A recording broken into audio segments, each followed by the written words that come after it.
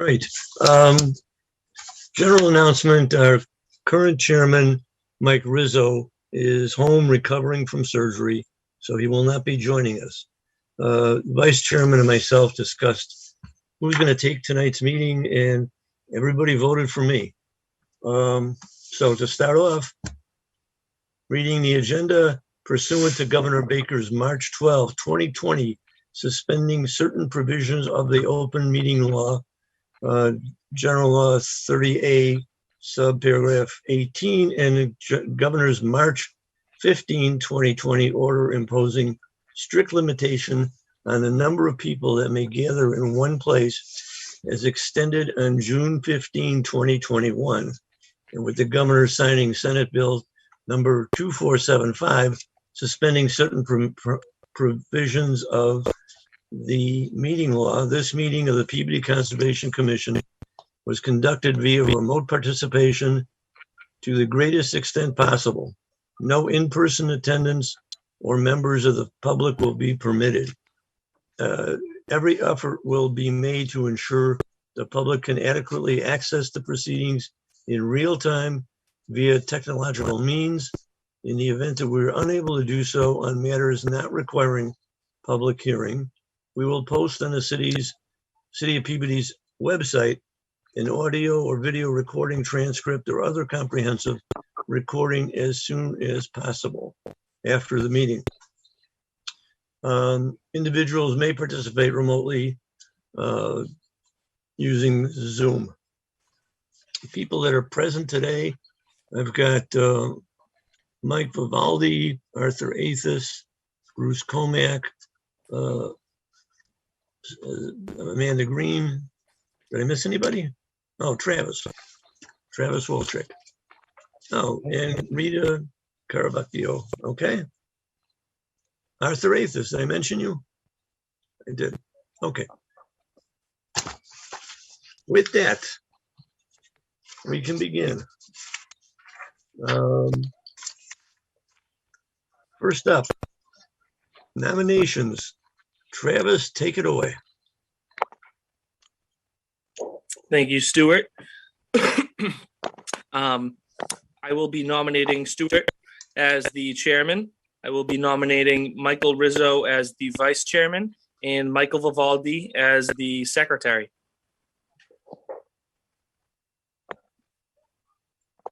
And I believe there needs to be Second.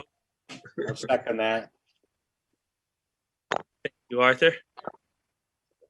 Second it, yeah. Motion by Travis, seconded by Arthur. Roll call vote. Yep, I'll do the roll call. Okay. Well, I guess Chairman Lazares, Yes.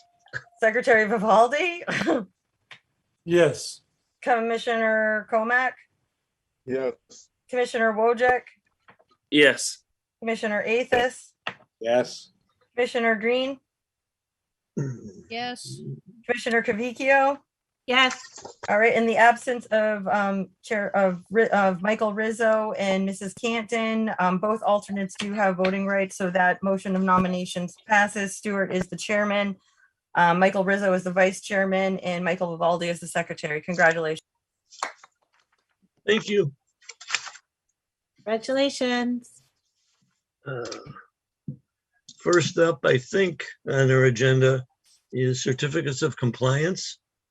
Number one, a request for a full certificate of compliance was made by Sarah Ebel, project engineer for VHB, and a DEP file of 55-869. The project was upgrades and improvements to an existing development property located at 0 Warren Street, 3 Berry Street, in 0, 15 and 18 Crownshield Street in Peabody. The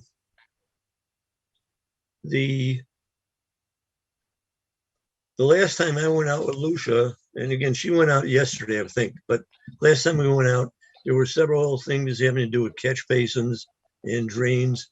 Lucia, can you comment on the status of the project?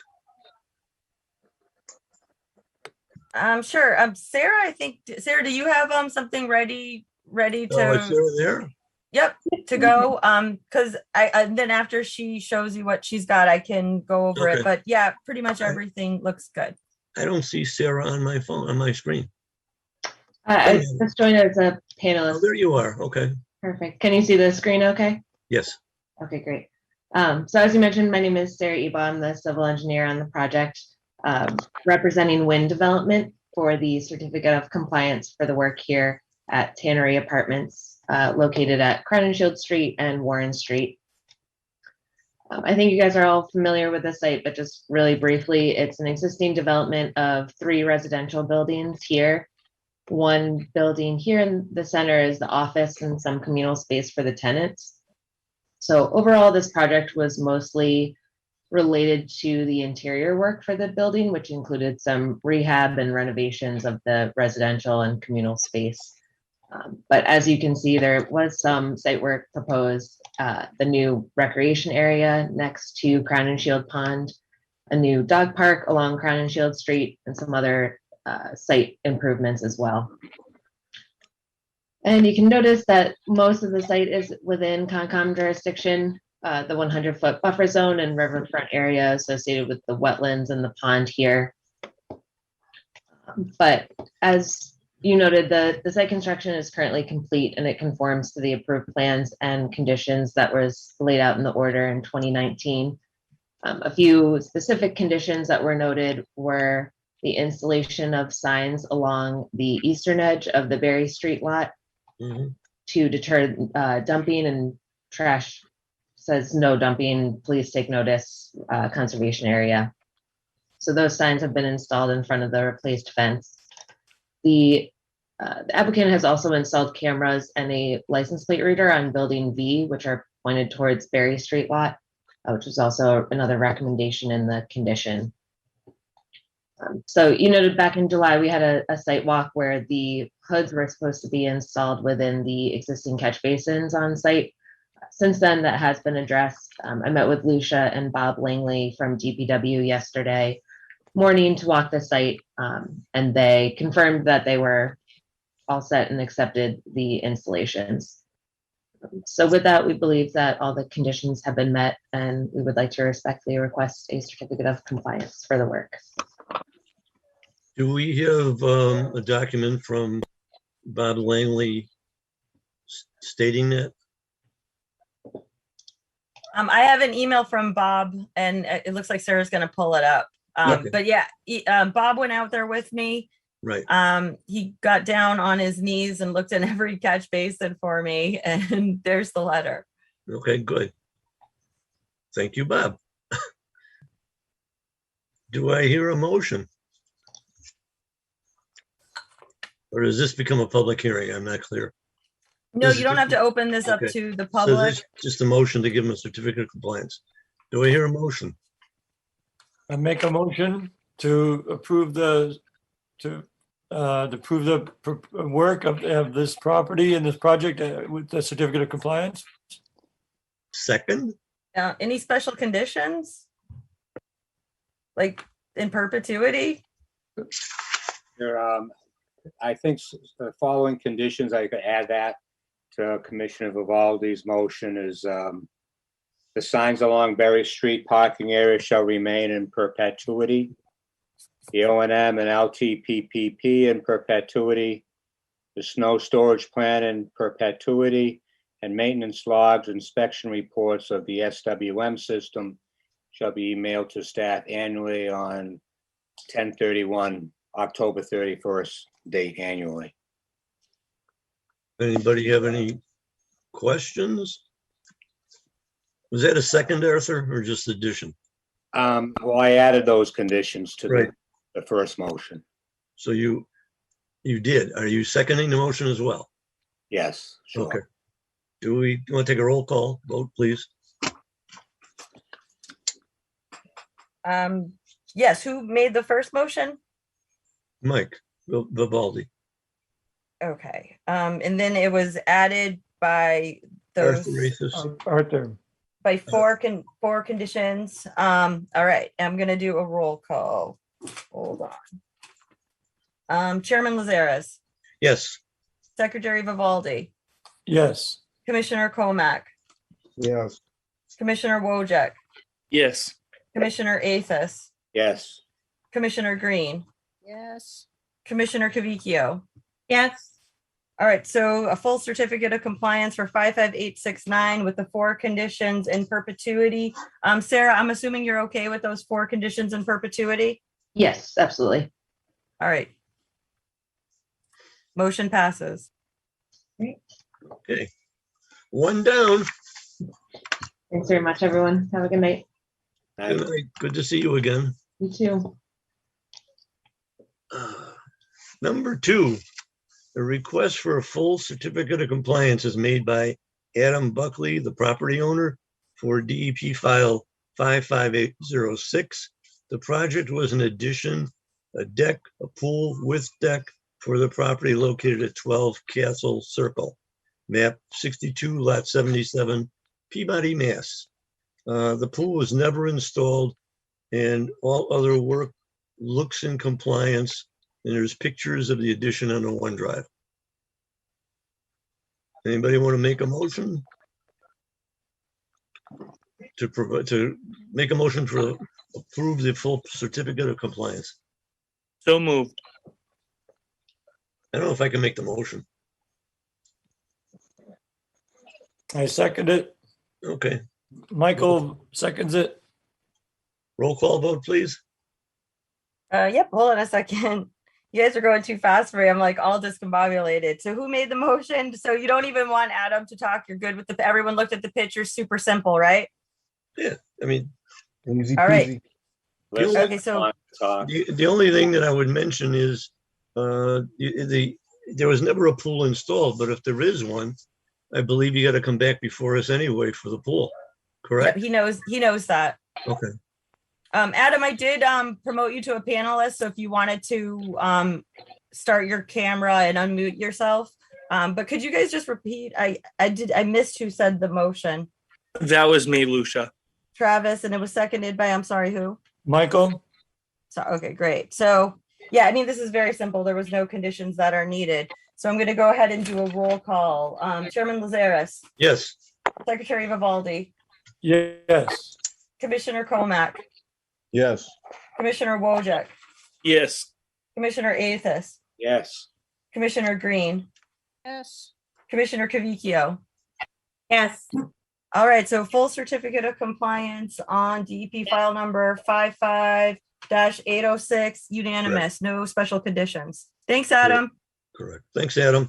Thank you very much. Number 3, request for a full certificate of compliance made by Josephine Cook, the property owner for DEP file number 55300.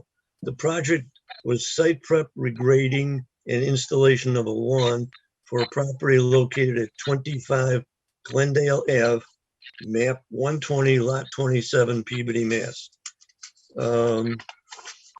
I'm told a partial certificate of completion was issued on July 7, 1992, stating only lumen seed needed to be finished to obtain the full certificate of compliance.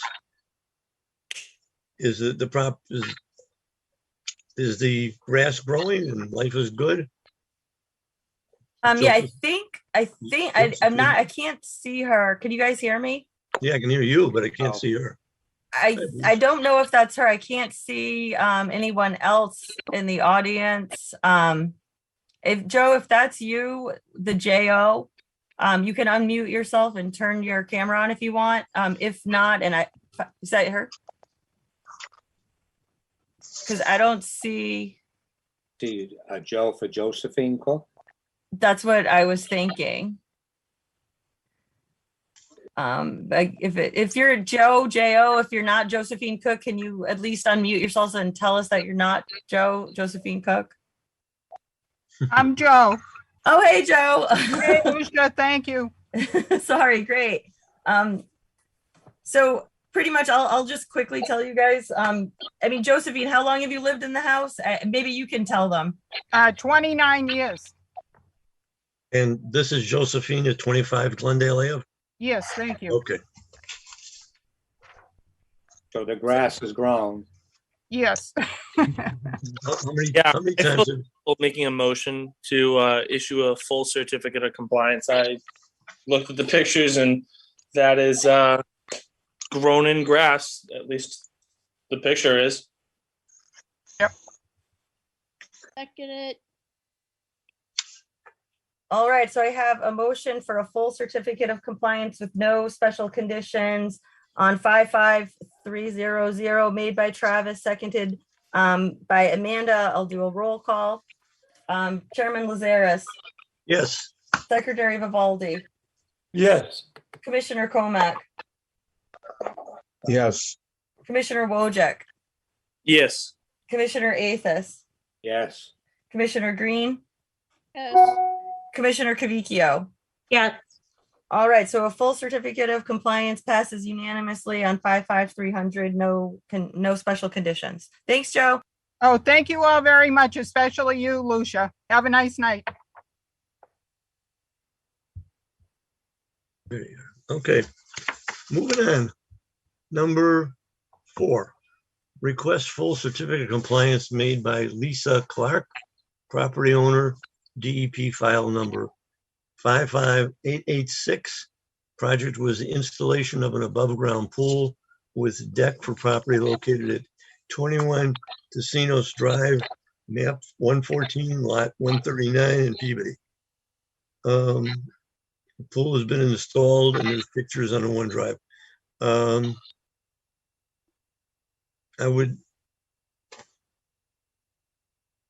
I'd like to hear a motion for the, is Lisa there? Yes. Can you hear me? Yes, I can. Okay. My computer screen just went blank, so I wasn't sure what just happened. No, I hear you, so that's good. Have you used the pool yet? Yes, we got in a good month or so. Good. Everything was delayed, but that's okay. It's done. On the serious side, which will come up later tonight, I would add to an order of conditions on the an issuance of we're going to issue the full certificate of compliance, but there's also a swimming pool condition 49, which would be in perpetuity. And I'm sure Lucia has gone over that with you. Yes. Yes. And in all honesty, we purchased a different kind of a cover that comes with a skimmer and a return plug. So as to, because we've had it closed already and they did not even have to drain the pool. Okay. So there will be a time when you have to, take some water out of it. I have an above ground and it's, right. You use it, you discharge it, you backwash, but those are the conditions. Okay. Yep. Yes. That being said, I'd like to make a motion to issue a certificate of compliance. Thank you. Do I hear a second? Second. Thank you. Roll call vote. Yep, I have a motion by Travis for a full certificate of compliance on 55886 with the condition number 49. The pool condition is in perpetuity. That will be written, Tom and Lisa, that will be written on the certificate of compliance, so you'll remember it forever and ever. As made by Travis, seconded by Mrs. Green, and I'm going to do a roll call. Chairman Lazaris. Yes. Secretary Vivaldi. Yes. Commissioner Comac. Yes. Commissioner Wojcik. Yes. Commissioner Athos. Yes. Commissioner Green. Yes. Commissioner Cavicchio. Yes. All right, so it passes unanimous, full certificate of compliance with condition number 44 in perpetuity. Thanks. Thank you, everyone, especially you, Lucia. Thanks for all the help. Thank you. The next one is number 5. Continued request for a full certificate of compliance by Frederick Hastrop of Neptune Engineering on behalf of 460 Main Street Realty LLC, Nikolay Polinovsky, for DEP file 55793. The project was the redevelopment of a previously degraded site for commercial and residential use. Address is known as 166 Main Street, map 086, lot 150B in Peabody, Mass. A partial certificate of compliance has been issued and according to my notes, it's on the agenda, will remain on the agenda till a full CC can be requested and should be sometime late this year. Yep, Nikolai is not here. I'm just going to speak for him. I suggested that he not come after visiting the site and reviewing the order of conditions. He technically should have the buffer zone riverfront enhancement area. It should have been planted for 2 growing seasons, and right now he barely has 1 growing season. So I figure, I would suggest continuing it until the spring of 2022. And then we can talk about it, and then he'll probably need to come back for the full certificate in the fall of 2022 to close it out. Do I hear a motion? I can't make a motion. I make a motion to continue the property project until the June 2022. There's a second? Seconded. Do I hear a roll call vote? Yep, I have a motion for a continuance of 166 Main Street 55-793 until May of 2022, made by Commissioner Vivaldi, seconded by Commissioner Travis. Roll call. Chairman Lazaris, Yes. Secretary Vivaldi, Yes. Commissioner Komak, Yes. Commissioner Wojcik, Yes. Commissioner Athos,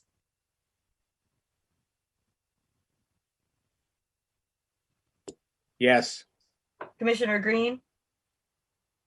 Oh, No? Was that a no? Can't hear you. no. All right. Commissioner Cavicchio. Yes. All right, so it passes 6-1 with Amanda voting no. Thank you. So this is now continued till May of 2022, correct? Yes. Okay. Hopefully the grass will grow. Next one, request for determination, is a request for a determination of applicability, number 6 on the agenda. The request is submitted by Glenn Keenan, the owner. Proposed work is a garage addition to an existing single-family home with a bedroom and a bath above, with minimal grading for a slab floor. Property is currently at 5, known as 5 Bailey Terrace, map 23, lot 141A.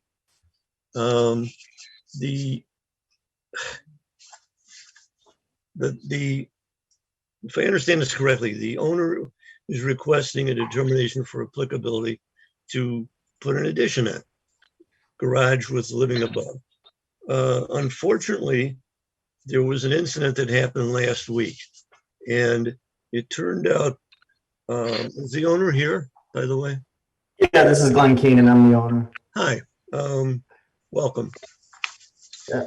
I have one quick question. Do you have a saltwater pool? We do have a saltwater pool, which Okay. Unfortunately, I'm sorry? yeah, the saltwater, it simply generates chlorine. So, I mean, it's effectively a chlorine pool. So it's a saltwater, it's a chlorine generator. Yes. You don't put salt into the water. You put the salt in and that creates chlorine. Got it. Okay. So we're not talking about, we are saying that the water itself that was discharged does not have sodium chloride in it. No, because the water that gets into the pool is chlorine. Chlorine. All right. So that takes a big issue off the table. There was obviously complaints about the discharge, that the water ran downhill and into people's homes. It was stated at the time, and I wasn't involved. Lucia was on vacation. Water.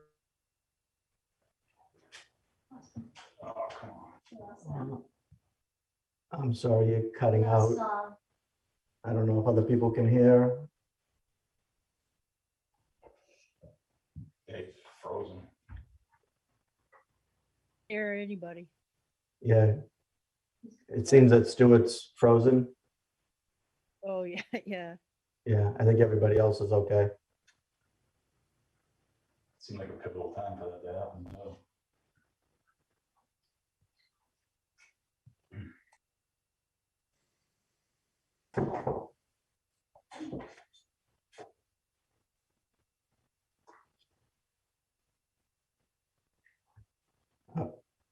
Stuart, it looks like you're back, but you're on mute.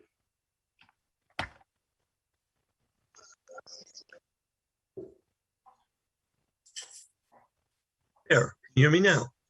I can hear you. Yes. Okay, good. All right, to continue, the issue with the water discharge.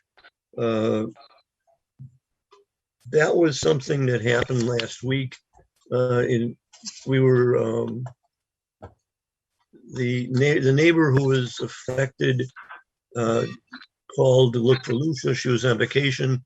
The calls then went to Department of Public Services. They also went to DEP. The only reason I'm bringing this up was because it was under the misunderstanding that it was salty water. Okay. Okay.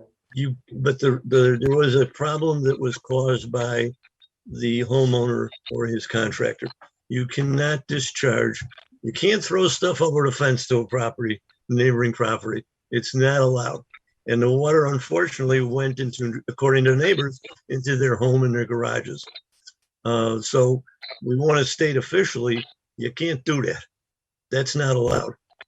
So, and I don't know how many times you've done this, if it's a new pool or. Yeah, so I can kind of give you the quick summary, but we've hired a professional pool company for the past 10 years. There was a new filter that was put in this year. So that's the first time that's ever happened. Because he normally I would empty the pool, and he did it for the first time, and he put the hose in the wrong spot, and some water seeped under the fence. So it wasn't that we put the hose over the fence and put it into a yard. Some water seeped underneath the fence. Approximately 2 to 3 inches is what would have been removed from the pool. Or a lot of gallons, but I mean, the damage was done. We just don't want to see it happen again. Yeah, that's not a problem. That'll never happen again. And that's primarily occurred because you replaced the filter. Yeah, and it was a different procedure, and he was. I know I've done it. I'm under the understanding that you can drain these pools, not salt water, but fluorinated water, if you let them lay for 7 days. Yep. And you can drain them into the street to the storm drain. That's allowed. Okay. Okay. So for future reference, or if you're draining a cover or something in the spring, put the hose in the street. Yep, that's not a problem. Okay. That's not a problem. Is anybody here who want to talk about, I'm going to open up as a public hearing, but does anybody here want to talk about this request for applicability, determination of applicability, or RDA? Well, I'd like to know he's here for an RDA. Right. But he has a pool, an in-ground pool, and there was never an RDA for that. Okay. My understanding is how that happened. Purportedly, again, I wasn't involved. At one point in time in the last 3 years, the building inspector's computer program did not line up with Lucia's program. And so when the building inspector looked at the property, it did not show wetlands or anything. And he was issued a permit to put the pool in, I'm told. Is that correct? That's correct. We pulled a permit when we put the pool in 2012, and there were no issues. The area that's considered wetlands was a trench that was put in 20 years ago when they built the street, which essentially is just a trench to allow rainwater to temporarily flow through to a storm drain. And I think the trench took the discharge is Yeah. what happened. But irregardless, if we don't do that again, you have a permit for the pool. Yep. And if we approve the RDA tonight, my understanding is that we approve the pool permit as well as the Mhm. additions. Is that correct? I believe so. If he has a permit, Stuart, if he pulled a permit for the pool, it was put in 2012. You're talking about 9 years ago. It doesn't matter. I mean, he's got the permit. I don't. I know. I understand that. It was All I'm saying to you is 2020. he It was put in 2020. The pool was installed in 2020. No, that's inaccurate. The pool was installed in 2012. Are you, that's not what I was told or what I saw on the building and the building software. Oh,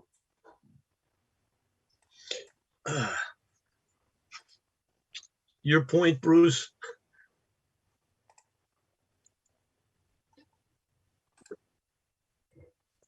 Bruce? Oh, I just got kicked off again. Jesus. Well, I just, So I guess, here's a copy of the permit ah, on April well, 16, what was it? Was it 2012 or 2020? 2012. I'm highly aware of them. You know, the pool was not put in last year. So, Can you guys see the permit? yes. Oh, I'm not sure who informed you, Lucia, that the pool was put in last year, but that's factually incorrect. Okay. So if I'm understanding correctly, DEP is wrong in saying that the pool is salt. I mean, it's a common thing with pools now that it's a saltwater generator that essentially limits the chemicals you're putting in, and that generates chlorine.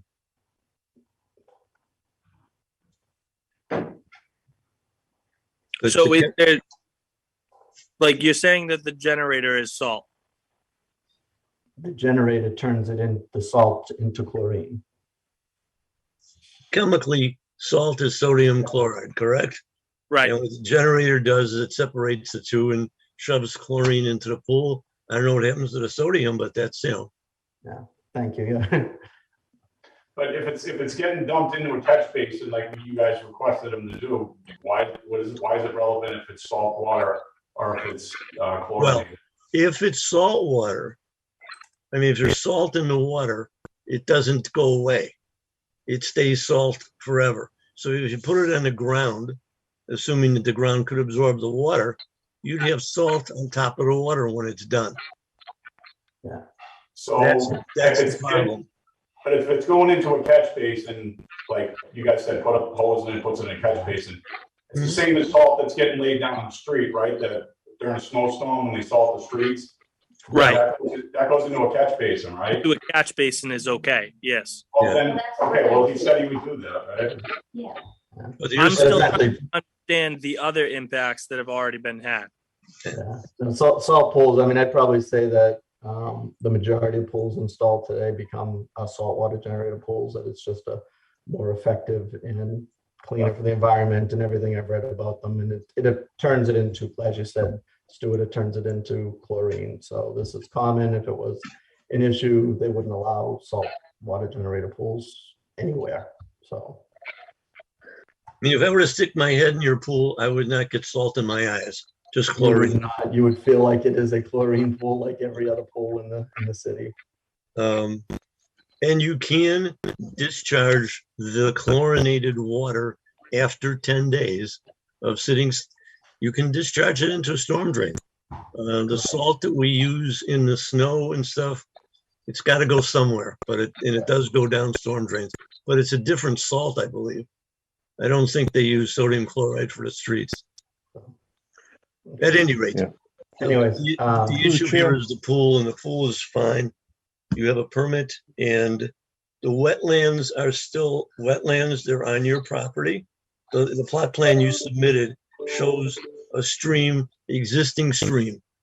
Whether that's still there or not, I haven't seen the property, so, but the issue has to do with you cannot discharge into the wetlands.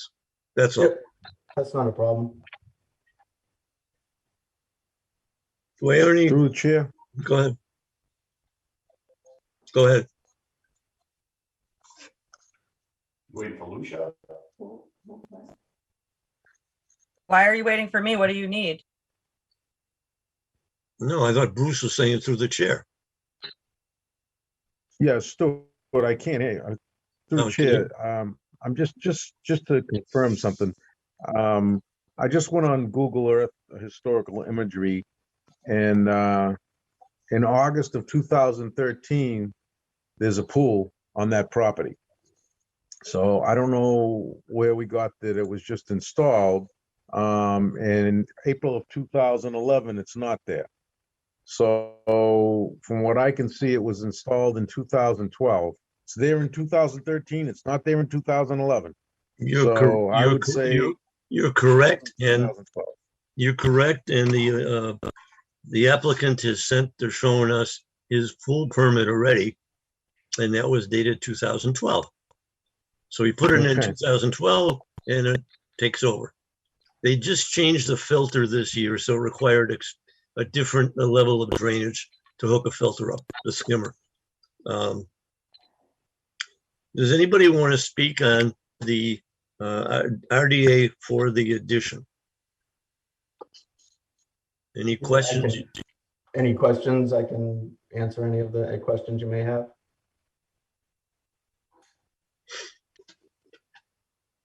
I don't even. Nobody wants to ask any questions. Okay. I went out.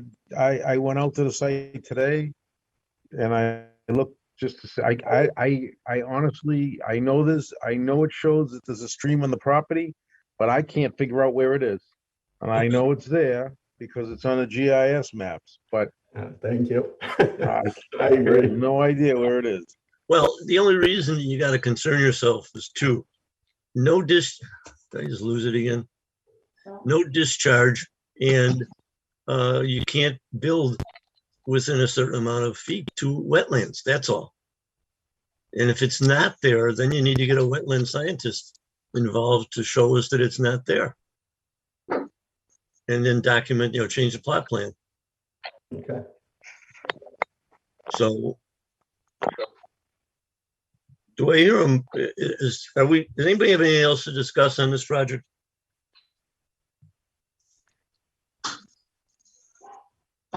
Can I get a motion? There's neighbors who have had their hand raised. No, I I promoted them haven't- to panelists. I did not see them. Sorry. Go ahead. Well, they can unmute themselves. They're Liz and Kiki. They've been promoted to panelist. I didn't realize you guys were completely done talking. Okay, can't hear you now.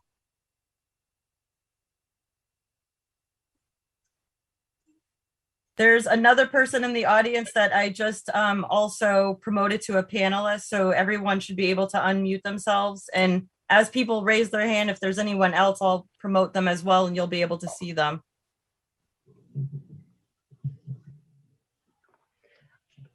My only concern is my property gets flooded when there's rain. Can you state your name and address for the record, please? Cindy Beacom at 2 Patricia Road. Hello, hello. Cindy, go ahead. Cindy, what? Cindy Beacom, Okay.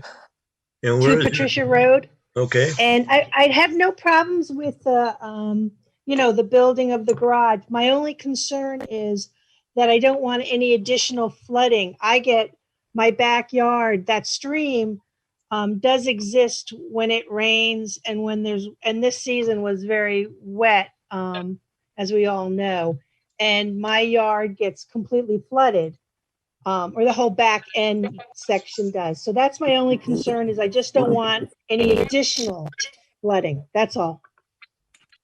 Hello, Okay. Hi.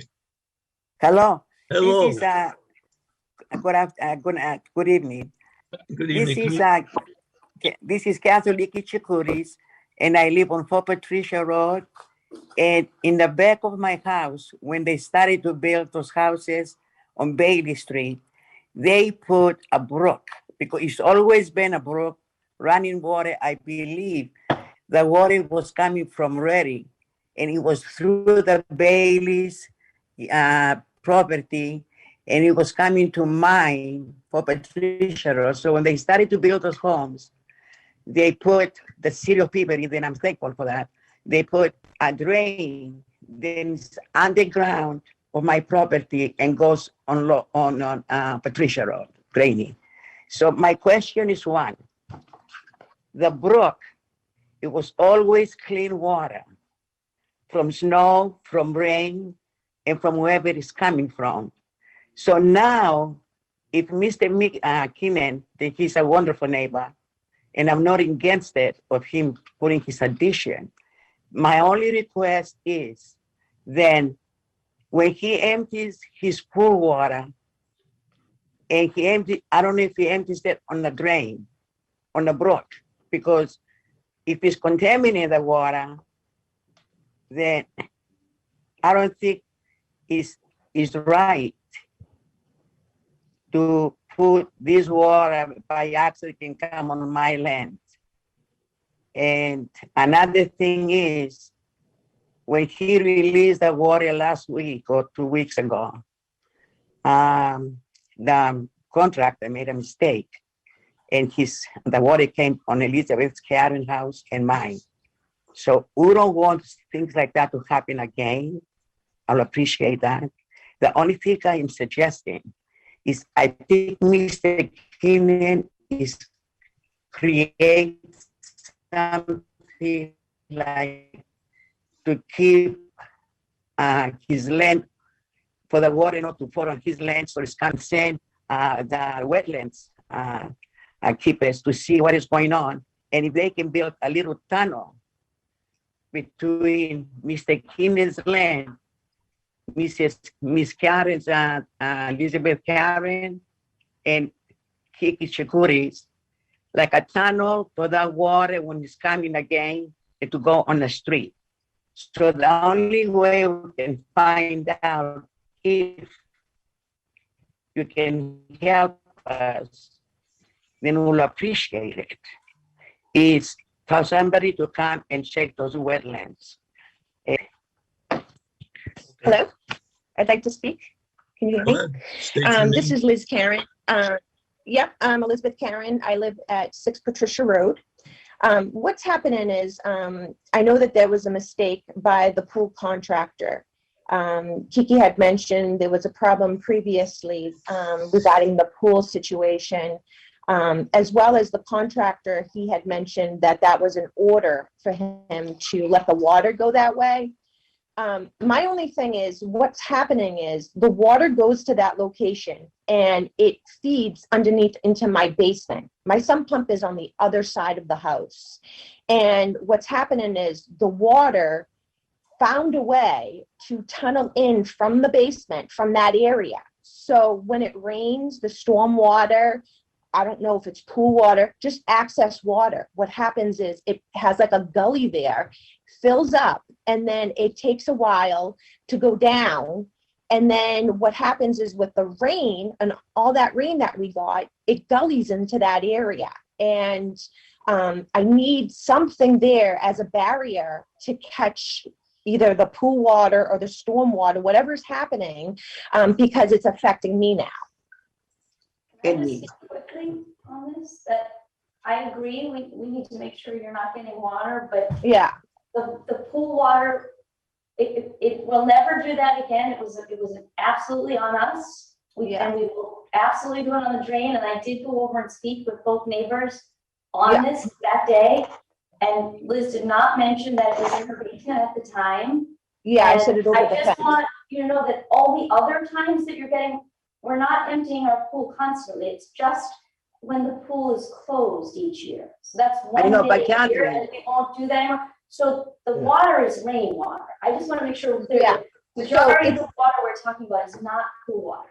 It's rainwater. It's access. So there has to be some reason why it has found a way to go into that area. So whether it's rain or accessed water, something is happening in that area that's causing it to gully in that spot. And I just want to make sure, because it's affecting me. It's coming up through my basement, seeping up my basement floor.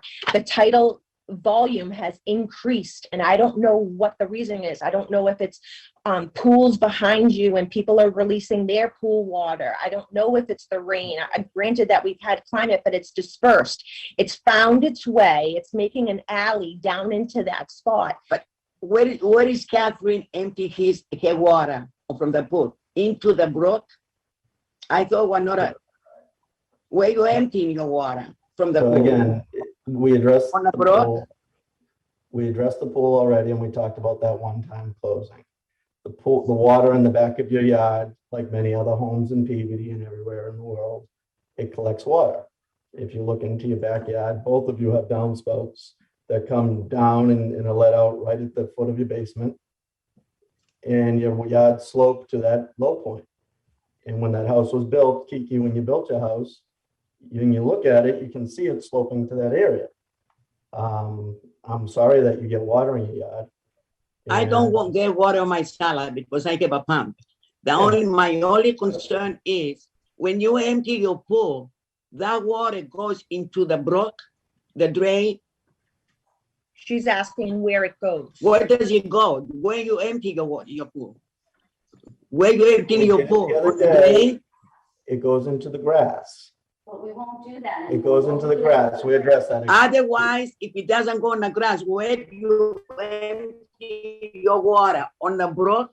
Because the brook, you're not allowed to put chemicals in there. I just stated it goes into the grass, and Stuart explained and said, yep, we should be putting that up into the street, or again, in the grass is also acceptable on my understanding. So both of those are there. So whose grass? Your grass? Yeah, my grass. In your yard? I don't use anyone else's grass. So that question. So where is your water, when, Mr. Kinnan, when you empty your pool and you say you're emptying it, where does water goes? On the drain, then the city put on my land? Where? Kiki, on the wetlands? Kiki, what I think I'm hearing is that the water normally, rainwater, snow melt, will go downhill. Okay. That's good, and it goes in the brook, and that's healthy. It goes ultimately to, it goes downhill to a brook. In the case of in case of the storm, case of the pool draining, that we've said to Mr. Keenan not to discharge it on his land anymore, and he's agreed. Not on his land, on the brook. No, he cannot. On the brook. He had put it on his land, and it ultimately winds up in the brook. Downstream, it affects you and your neighbor. However, we've said that he can no longer do that, but he can put the water in the street for the storm drain to handle. Yes, he can. Or also, he can get a truck and put the water in it, the way they used to do the cesspool years and years ago. He doesn't need a truck. He just has to put the discharge into the street. Right, on his street, on Bailey Street. Yes, on his street, on Patricia, on Bailey Street, yes. Right. Bailey Terrace. Thank you very much. You should be okay, other than I would look in your situation and your neighbors, continue to monitor when it rains like crazy and whether or not there's seepage in your basement or the brook gets really busy flowing. Yeah, it doesn't get on the basement because I have a pump. And plus, when I build the house, I put a French way. One more thing, please. When they put the brook under my ground, my land, they used to come once a year and clean the drain. I haven't seen anybody coming to clean the drain in a long, long time. I'm not surprised. Anyway, so are they gonna come and clean it again and check it out if it's functioning right? I will tell you the secret to this. I hope it works. On the computer screen on Peabody's city website, there is a button at the upper left that says storm drain button. You click on that, you put in your address, your name, and tell them what's the problem. They should come out and clean it. You're doing all of the typing for them, and reporting. So they automatically save that. And they then go out and fix whatever needs to get fixed. Used to be you had to wait for somebody to pick up the phone, or they would leave a message and nothing ever happened. The storm drain button at least records what you say, and you're doing it on a computer. So it's not even, language barrier. You just tell them what you need and they should come out and do it. If they don't, call Lucia and let her know that you haven't heard anything. Okay, We'll I what wanted the to, next step is. Huh? I want to say something to Mr. Keenan. I wish him good luck with this addition. The only thing I want to tell them, they're wonderful neighbors. The only thing they have to consider other people's land too, because we all pay taxes and we all want Peabody to be clean. That's all I'm concerned. So Mr. Keenan, good luck with your addition. Thank you, Kiki. Thanks for coming.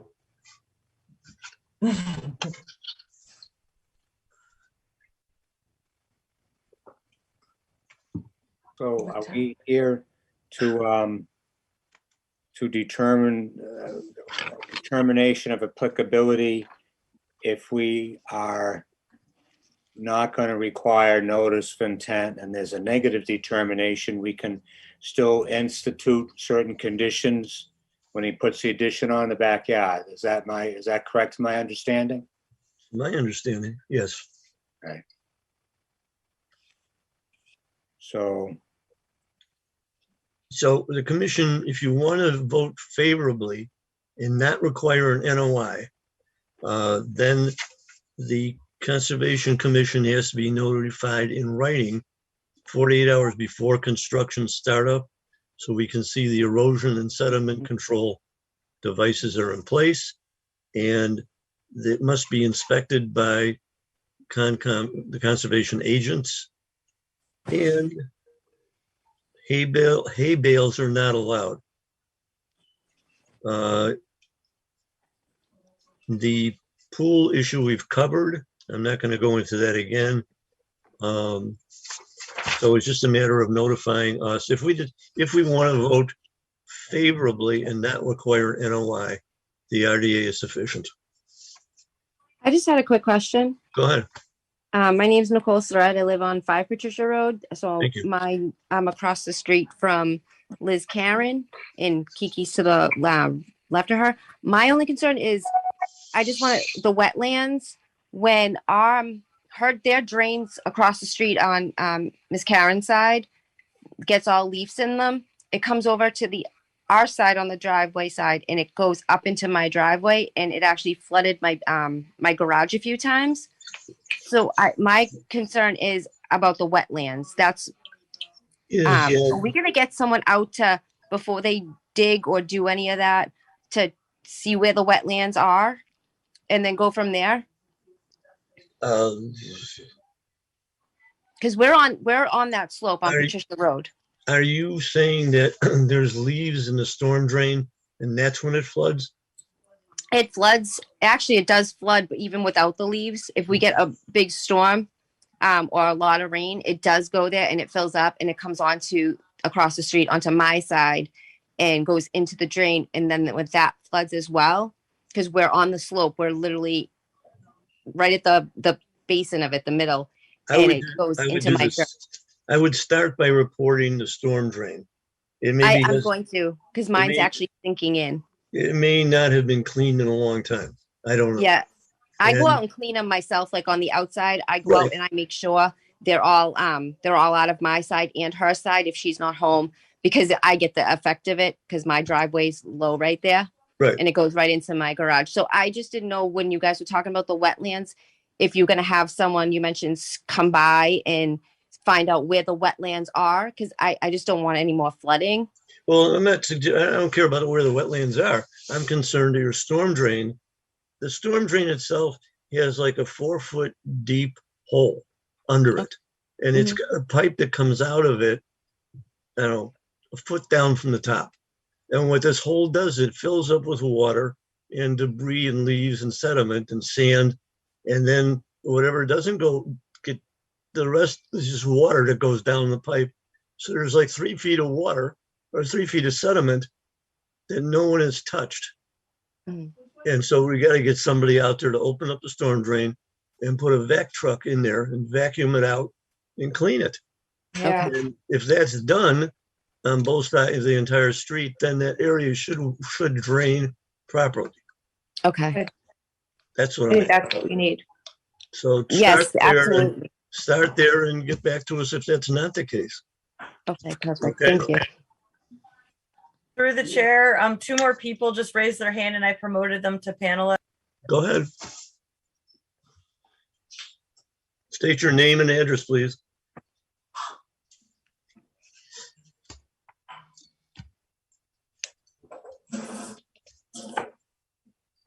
Hello? My name is Emily. I live on 123 Address Street. I was wondering why the fuck is why is there white stuff coming out of my dick? You know? I don't know what you're saying. Stuff. That was a hacker. He's been removed. I'm going to remove this other person too, I believe. No, I'm fine. I don't have anything to do with this stupid light. Sorry about that. I will not be letting anyone else in for this because I think that's just about everyone. So I don't know how that's super. Oh my God. All right. Are we all set then, Lucia? Yep. If you guys want to go ahead and close the public hearing, because I'm assuming everyone else in the audience is just a jokester. Okay. Do I have a motion to close the public hearing? Night. Move to close. Second? Second. Roll call, please.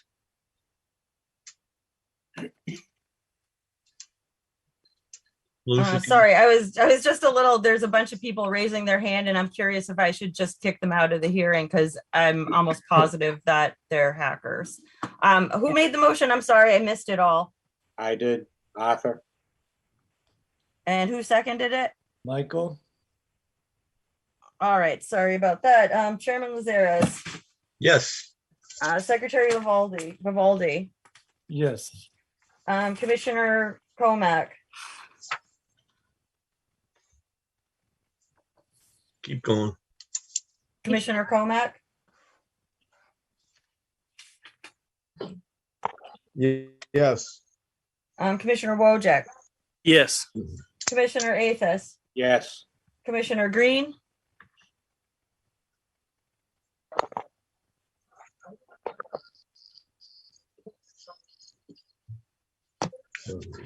Commissioner Green,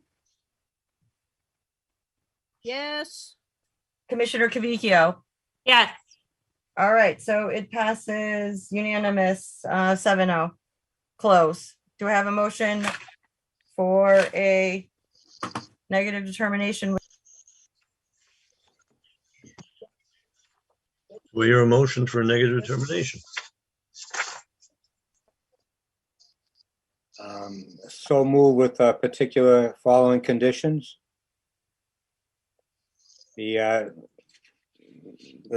owner notify the Conservation Commission in writing 48 hours prior to construction startup that approved erosion and sedimentation controls are in place and ready for inspection.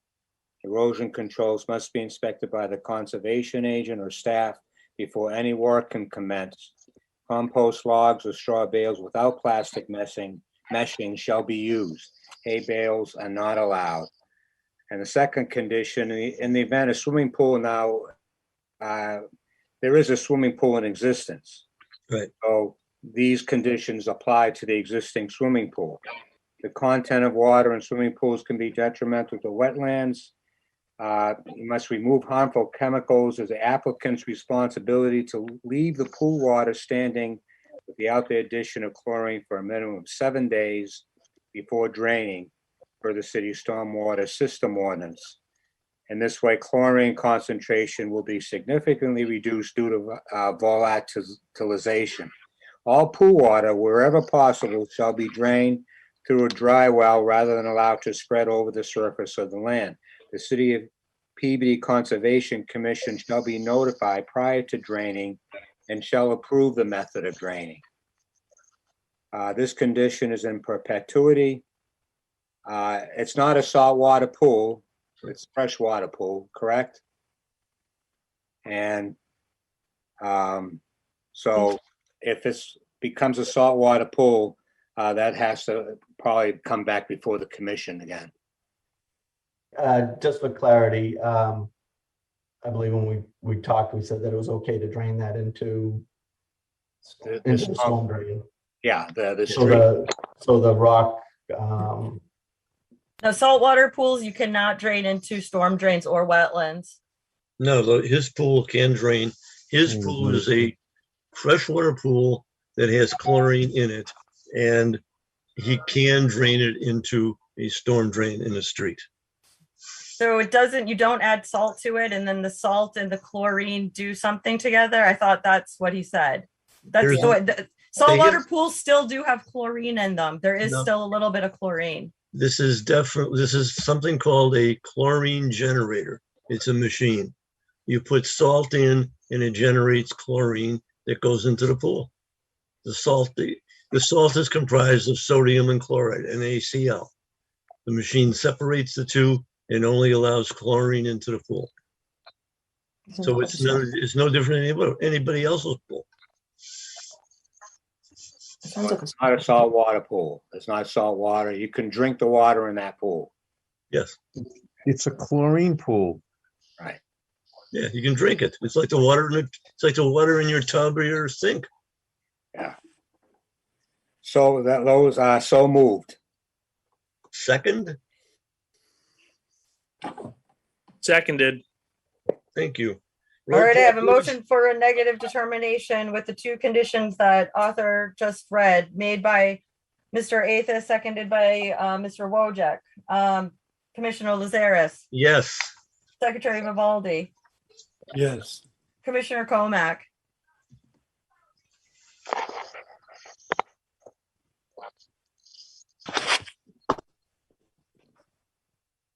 Gomez. I don't hear anything.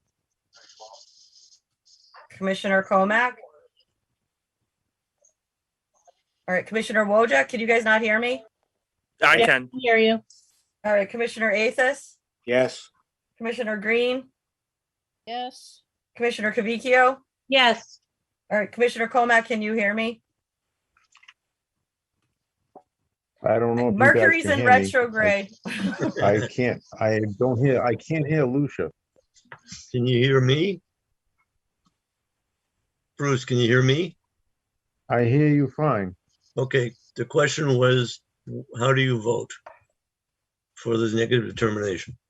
I vote to issue a negative determination.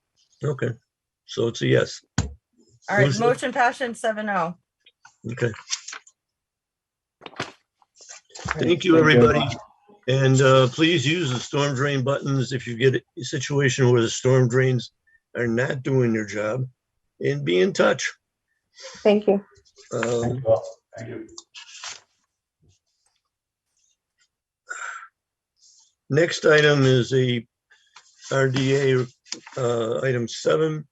We're opening a public hearing, and it's a request for an RDA submitted by Anthony Capichetti from Hayes Engineering for Mills 58 2 LLC, care of Ed Greeley, applicant owner. Proposed work is the construction of a parking area and stormwater infiltration system for rooftop runoff within 100 feet of an isolated vegetated wetland under local jurisdiction. The property is known as 58 Pulaski Street, map 53, lot 87. They requested a continuance, right? Yes. I move to continue the hearing. Seconded. All right, I'm gonna do a roll call. Motion to continue 58 Pulaski Street to October 13th as made by Mr. Athas, seconded by Mr. Wojcik. Roll call, Chairman Lazaris, Yes. Secretary Vivaldi, Yes. Commissioner Comack, Yes. Commissioner Wojcik, Yes. Commissioner Athas, Yes. Commissioner Green, Yes. Commissioner Cavicchio. Yes. All right, so 58 Pulaski Street is continued unanimously to October 13th, which is in 2 weeks. Right.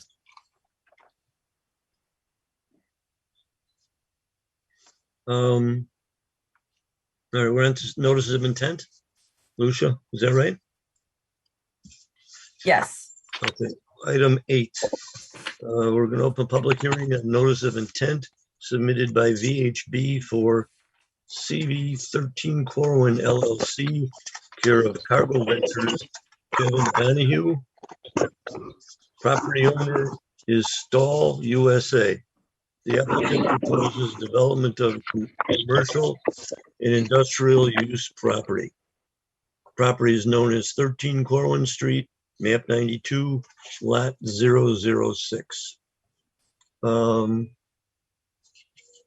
It is my understanding the city will have the project go out to a peer review for 21E and stormwater. Staff would suggest the Concom not vote until we get information from the peer review. Is that right? As far as I know, yes, there's going to be a peer review. They are here. It looks like Karen and Kevin are here, so I imagine that they want to give an introductory. Okay. Yes, good evening. Thanks for having us, allowing us to join. My name's Kevin Donahoe, and I'm here to represent the applicant CV 13 Corwin LLC for a project of a new 60,000 square foot warehouse facility. General scope of the work is to remove the buildings that are on the 6-acre site and to build a new cross dock facility. So with us tonight is Karen and Laura from VHB to describe it, and I think Jack Kelty is also joining us here. Just to repeat what you said. Repeat, to remove the buildings and then construct what? A new 60,000 square foot warehouse facility. Okay. So I'll turn it over to Karen and Laura. They'll describe the project in more detail and share their screen so you can see the visuals. Yep. There's a Laura, LAICH. That is yes. Part of your team. Okay, I'm just very hesitant to promote anyone. I'm going to go ahead. Completely understand. Yes. Anyone else that I should know about? I don't see any other hands. Just Jack. Is Jack in? Yep. I was wondering if that was like a fake Jack. I'm all paranoid, but it's real Jack. Hi, Jack. I think you're paranoid with reason, so that's fair. The life we lead. Okay. Can you all see a big blue box on my screen with proposed warehouse redevelopment on the front?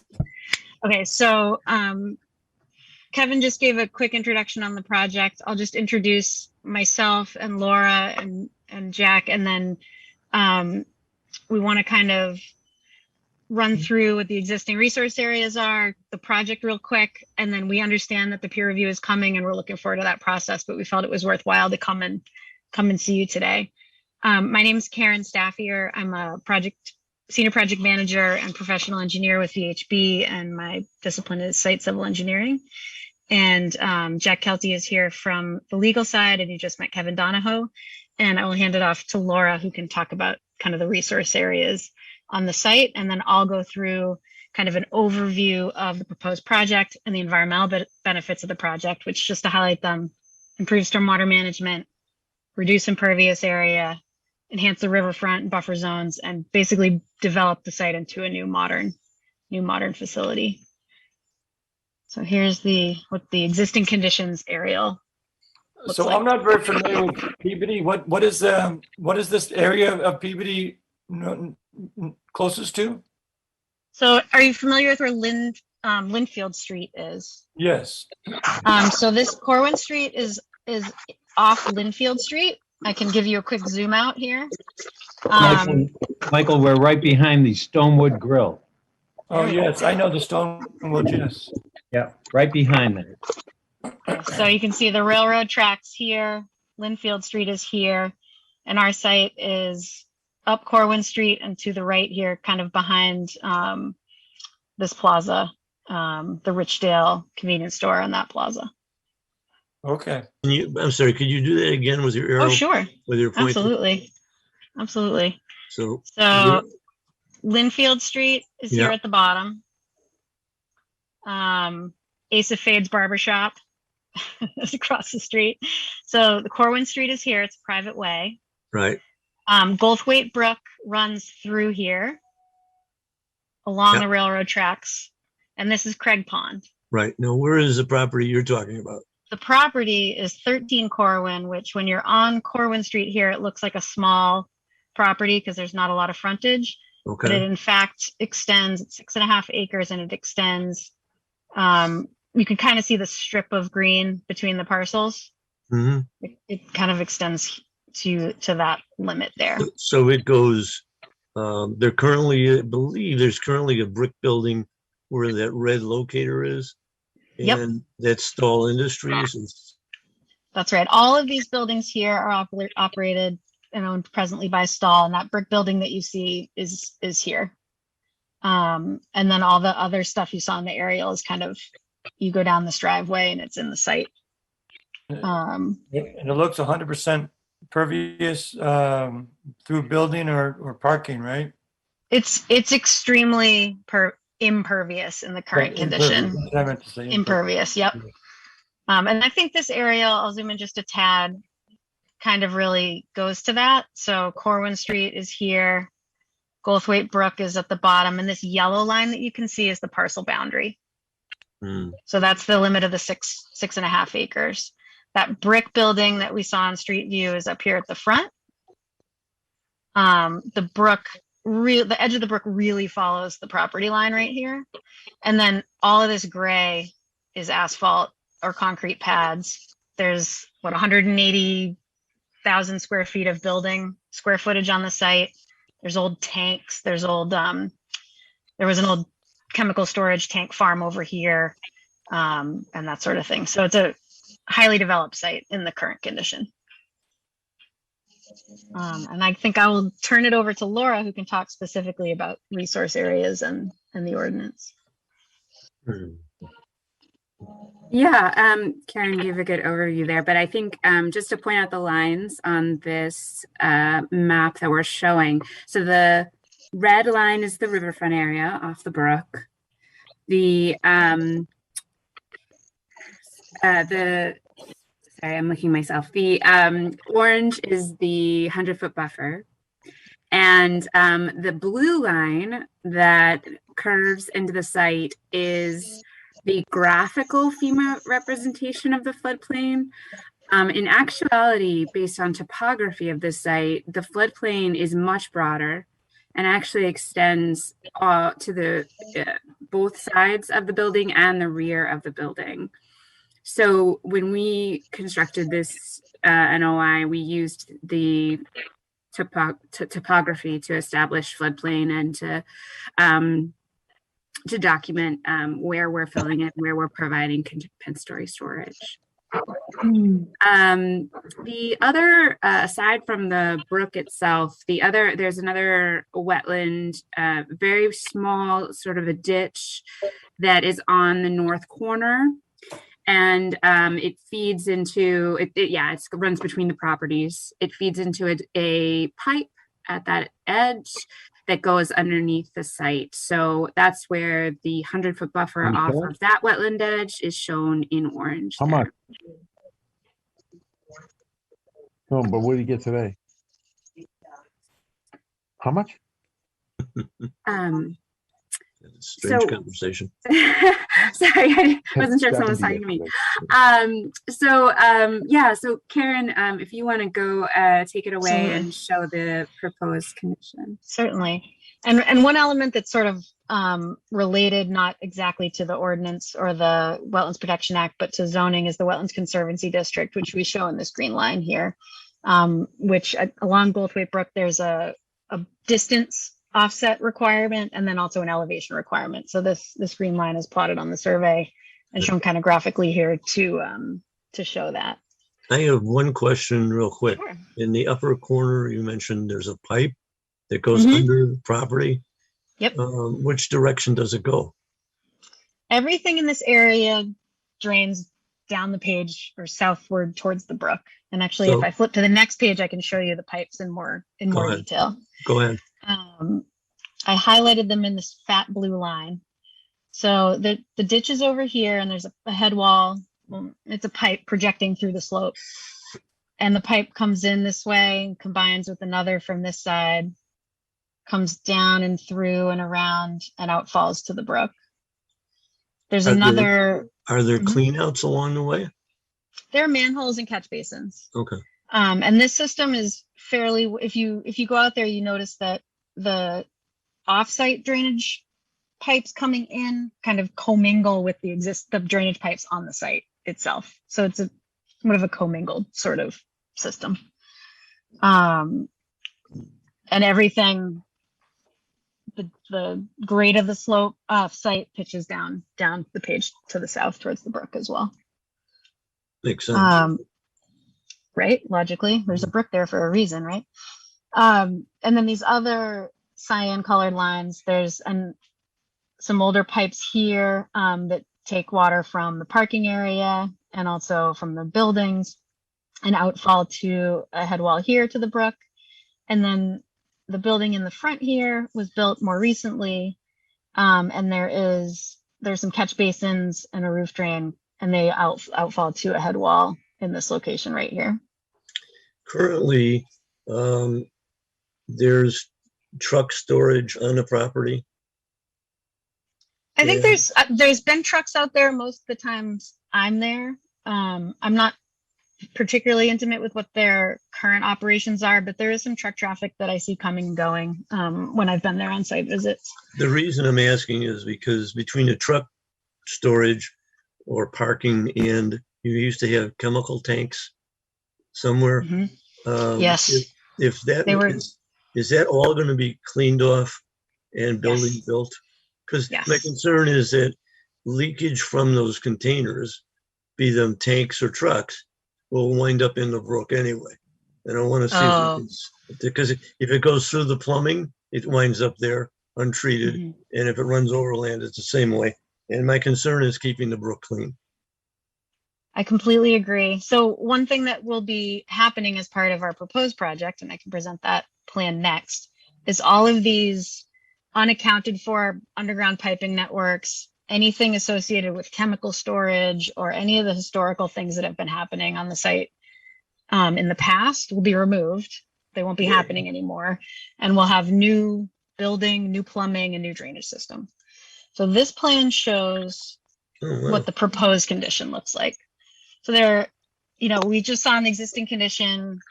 It's an older site. There's not a lot of, there's actually really almost no stormwater management treatment that happens on the site. And it's in a certain state of disrepair just from its age. So what we're proposing is essentially to reconstruct or construct a new warehouse building, 61,000 square feet or so, centrally located on the site. We'll have counterclockwise traffic. So trucks will come in on the south side and circle around the building and leave on the north side and then head back down south to Linfield Street. So you can see there's truck dock access on both sides of the building. And then we have a small employee parking lot in the front. The key guiding principles that we focused on when we put this plan together, and we actually met with Lucia to kind of talk about it and with the city engineer at a very high level before we put any kind of pens to paper to understand what the concerns are, is number one, to try to improve the condition of the riverfront area. It's fairly manicured, I guess, today. It's not very natural. And to do our best to pull that limit of pavement. And you can see here, we've got these buildings with HVAC equipment and this tank and this house. It's like a brick pump house. And this is maintained as a lawn. So in the future condition, our intent here would be to expand the limited green space on this edge and also create a more naturalized state, something that could go more to like a meadow and not be a manicured lawn. We also were focused very closely on meeting the performance standards for floodplain, making sure that we're providing the compensatory flood storage associated with the new grading plan. We are reducing impervious area in the riverfront area by about 6,000 square feet. So that's just within the riverfront area. So trying to really put as much as we could on that edge. And then on the site overall by about 0.4 of an acre. So, you know, increasing the amount of, or decreasing the amount of impervious, or increasing the amount of open space, however you want to put that on the site. Is there any chance that you guys consider pervious pavement? The soil conditions on the site and the high groundwater, as you would imagine from the brook, for the site don't lend themselves in this instance to permeable pavement. Good reason. Unfortunately, but yeah, the underlying soils I don't think would be particularly favorable. Okay. You can see here how we've, you know, have a lot of plantings proposed. And then I guess lastly, I can just touch on the stormwater conditions. So all these blue lines that I'm showing here are new pipes.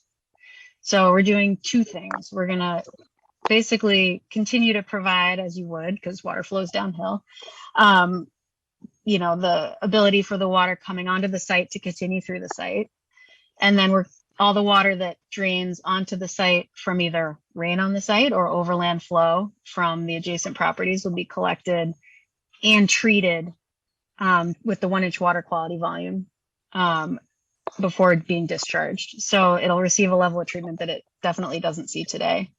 Kind of in alignment with your question about the permeable pavement, we looked at opportunities to do recharge, stormwater recharge. We were fighting that push and pull between keeping the site low to provide the compensatory storage and then wanting to raise the site so we could stick infiltration in. In the end, meeting the performance standards for the floodplain development had to win. So we were only able to provide recharge in the front parking lot. But overall, we are able to provide a 1-inch water quality volume treatment for all the impervious area on the site and actually some of the off-site area that drains onto our property. So the areas that are not in a recharge, that's just the storm drain management? The water quality is executed through the use of deep sump-hooded catch basins and a structural water quality unit. Okay. And then those will be maintained through both the, you know, the long-term pollution prevention plan, which we put together as part of the stormwater report, which sets forth the types of the things that they'll be required to do in perpetuity. For example, the maintenance of the system, trash cleanup, you know, source control, and that sort of thing long term. So you'll have up to date kind of protocols for having a clean and maintained site, which will definitely be an overall improvement over what you see today. So I did walk the site on Friday with Janet Bernardo from Horsley and Witten. And I think she's hopefully getting started on her peer review soon. Look forward to kind of working with her and you guys and answering any questions that you might have as we kind of give you this high level overview. So you're basically tearing down what's there and starting from scratch. Correct. Okay. And it's phasing of it, Karen? Generally speaking, you know, the whole project will get delivered at the same time, although there is a certain aspect where we'll be constructing this building while there's a small amount of staff remaining in that newest building out front for a certain duration of the construction. Kevin can maybe speak to that. I don't remember the exact duration, but there will be a short while where some stall employees will be working out of the facility during construction. What do they do there? Kevin, could you take that one? Yeah, sure. They have a long history of industrial coatings. You know, it's kind of evolved over the years. But So it's still Stahl Industries. Yeah, It's not a different company. Okay. Yeah, and that building's going to remain for probably the first half to 3/4 of the duration of construction. That front building, and it's fortunate that it's out of the footprint of our new building, so we're able to build a new building and leave this building in place, and then it will come down and we'll do the storm drainage where that's placed right now, and do the landscaping and employee parking there. So both locations are independent of each other. The new building, when it's done, will have the ability, you call it a warehouse. It will do the same thing that the current operation is? No. Just a warehouse. No, we're going to be substantially different from what Stahl does. And we will be seeking a special permit from the city council after we've completed deliberations with this commission. And then also we need to pass through planning board and site plan review. That's what will give rise to our two consultants, Horsley Witten and World Tech.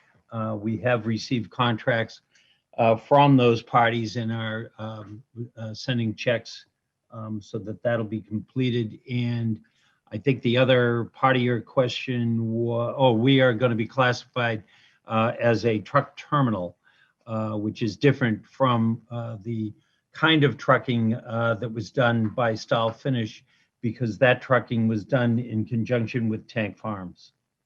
So,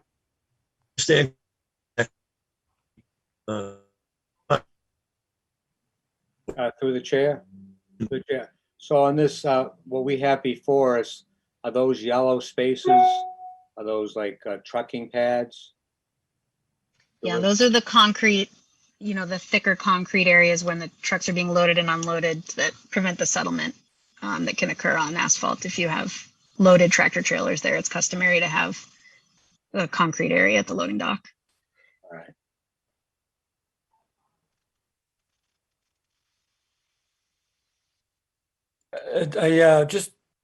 Just a question that appears, if you could, this is the plan to look at. It looks to me in the high side of right where the arrow is, right in that long side there. It looks that is all parking, but you can you need all that for parking requirements, and they can't be increased for pervious area, landscaping area. In this corner up here? Yeah, that area generally, the trucks, it looks like it's out of the way of the truck turning radius, but you need it for parking, meeting your parking ratios, I guess. They do. They have a specific client for this site called Forward Air, and they've worked really closely with them to identify kind of their needs for the parking. But what I can say is right now, if you go out there today, it's truck parking within 5 feet of the wetland, and we've recaptured this corner back and tried to increase that green space there. So we're trying to provide buffer where there wasn't any previously. And those are truck parking lot spaces. These would be truck or trailer parking. Yeah. Yep. Through the chair, very quickly. Employee parking too. There's also employee parking there. Green hatched area in the corner it says snow storage. Mm-hmm. And that area is graded down, or it is.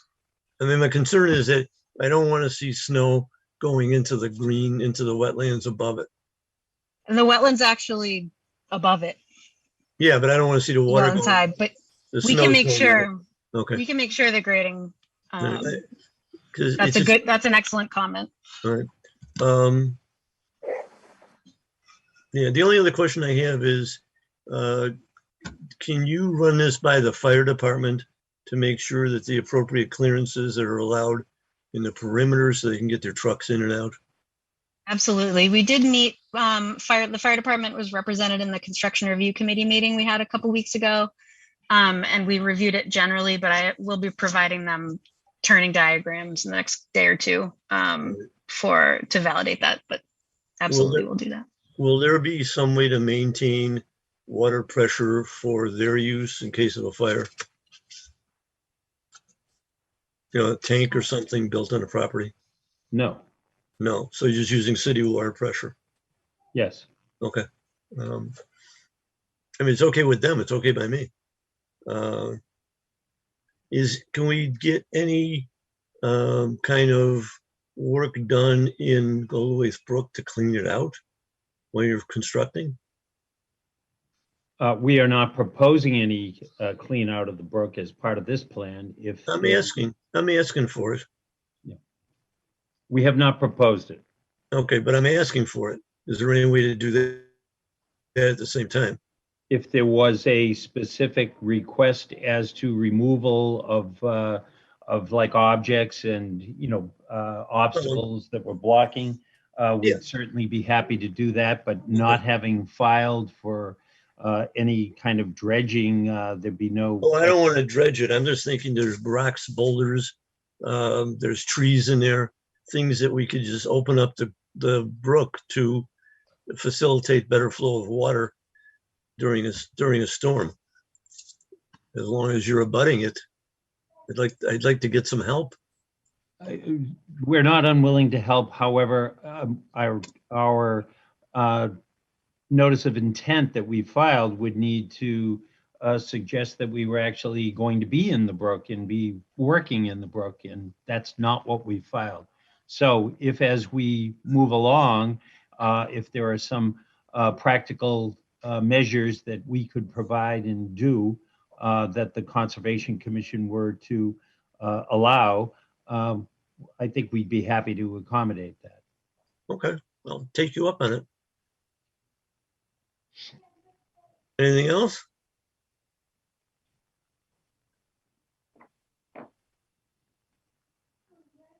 Through the chair, very quickly. Go ahead. I would just like to say that this looks to be a substantial improvement over the existing condition, and I'm looking forward to seeing the final product, final design too.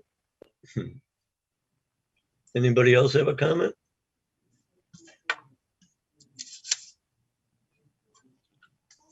Are there members of the public?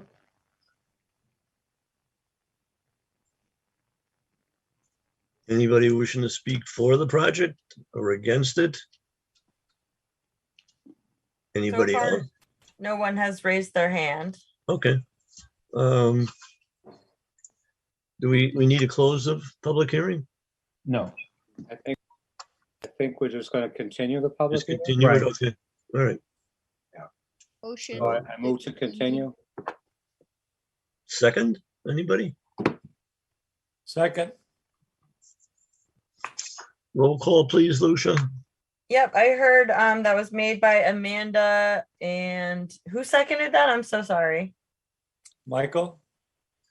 Vivaldi. Okay, sorry about that. Okay, a motion to continue until October 13th. Do you guys want to continue this until October 13th, or? I think the one after that would make. What is the timeline of their peer review? We don't know yet, but I don't think we'll see things back for October 13th. Right. So what, the November meeting, I think makes more sense myself. Is there a date for that yet, Lucia? I believe it's November 17th. Everyone should have a copy of that. It's also on the city's website. I believe it's the 17th, but you can just continue it until the November 2021 hearing, unless the applicant thinks it'll be a little later. Otherwise, I mean, you can come back in November, talk about it again, and then request another continuance, or if you want to continue it until the December hearing. I think we'd prefer the November meeting. We'll see what we have. We'll see what, where we are down the road, and we can respond on well before the 17th. Okay, but definitely not October. Okay. Oh, all right, so I'm going to do a roll call that was made by Amanda, seconded by Mike Vivaldi. Chairman Lazares, Yes. Secretary Vivaldi, Yes. Commissioner Comack, Yes. Commissioner Wojcik, Yes. Commissioner Athos, Yes. Commissioner Green, Yes. Commissioner Cavicchio. Yes. All right, so it is continued till the November 2021 hearing.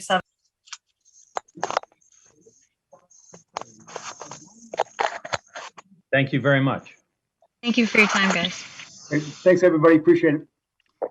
Have a nice night. That's it. Ready for the next one? Item 9.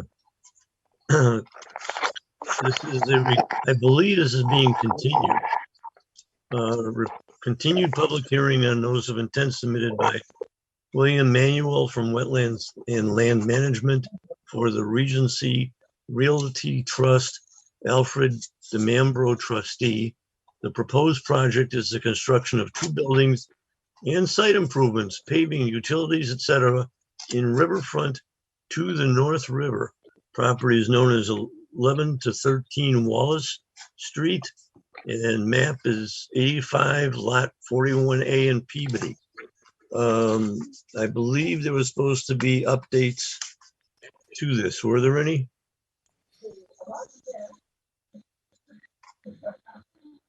Has the applicant requested to continue? I don't see it, so that's why I'm asking. What are you're talking about Jubilee Drive? No, we're No. talking about 1113. Well, 1113. Oh, 1113, yes. Hold on, I'm gonna put Bill Manuel. He's on here, hold on. Okay.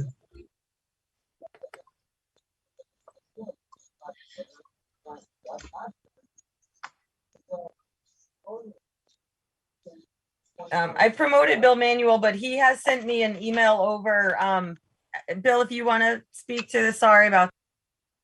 Yep, no worries. I did send an email a couple of weeks ago to request to continue this hearing tonight. Okay. Have a motion? I make a motion to listen to the applicant's request and issue the continuance for October or November. Bill, what timeline is most reasonable? That's a good question. I think since the next hearing is only 2 weeks away, we should continue it to your November meeting. Make a motion to continue this project of 1113 Wall Street to November 2021 meeting. Seconded. Roll call. Yes, motion, as you heard, continue November 2021, made by Vivaldi, seconded by Mr. Wojcik. Commissioner, Chairman Lazares, Yes. Secretary Vivaldi, Yes. Commissioner Comack, Yes. Commissioner Wojcik, Yes. Commissioner Athos, Yes. Commissioner Green, Yes. Commissioner Cavicchio. Yes. All right, it passes unanimously, continued to November, I believe it's 17th. November, the November meeting.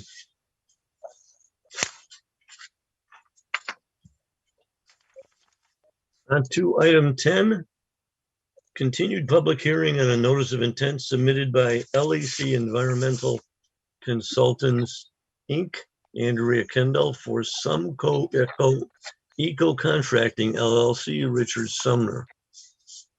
The applicant proposes site prep activities in support of future development by others. Given the size, topography, configuration of the property, the goal to maintain, improve existing contiguous forested vernal pool buffer, the project footprint of any development will need to occupy the north and west portions of the site and will result in permanently impacting the western quarry hole. Replication is proposed for lost resource areas. Property is known as 0 and 51 Jubilee Drive, map 81, lot 003, and map 91, lot 012. Take it away. Thank you. I appreciate it, Chair. Again, my name is Andrea Kendall with LEC.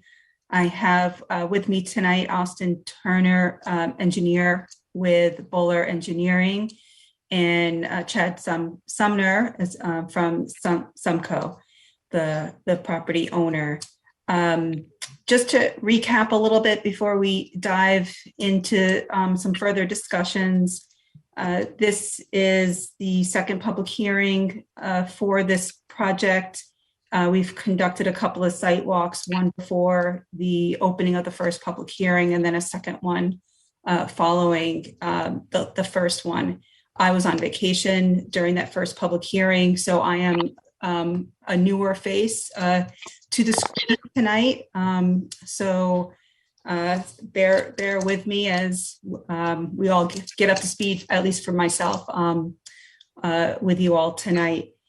I think the main objective for this project is fourfold.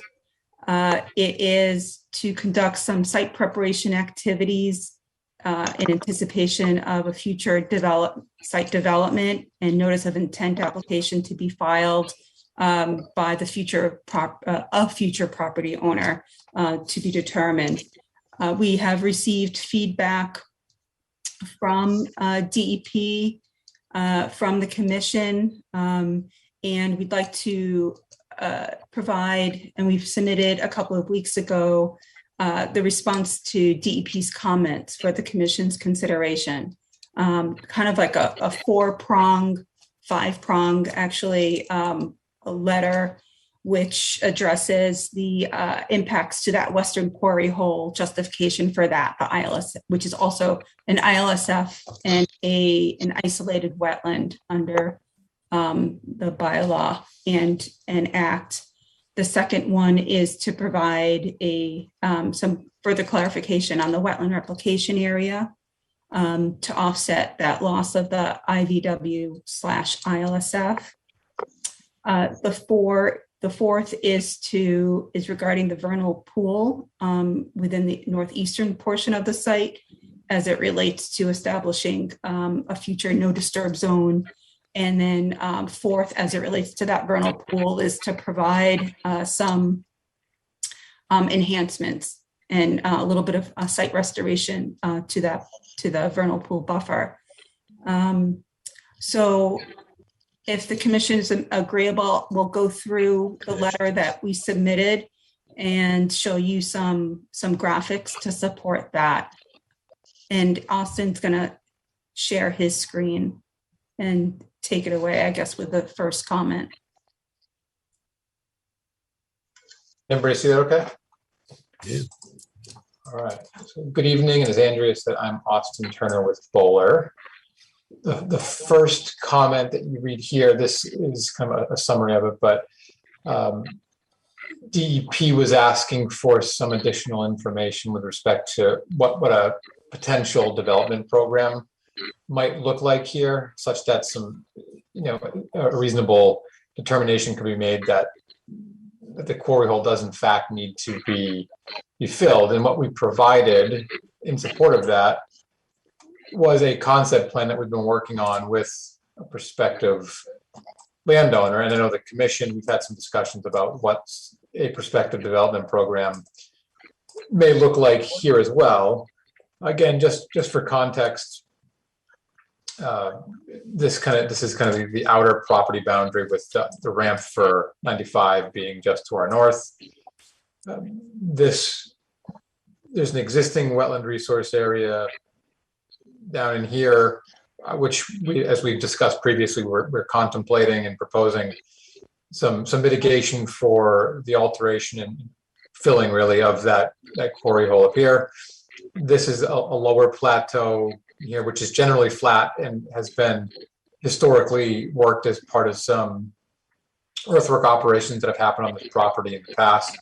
This elevation that's up in this kind of upper terrace is maybe 30, 35 feet higher than this lower area. This elevation down here is between the high 160s to 170s. Upper terrace goes up to about elevation 210. So the commission had asked us to show, and DEP obviously as well, okay, what kind of development program is somebody contemplating here, and why does that justify the alteration of that existing quarry hole?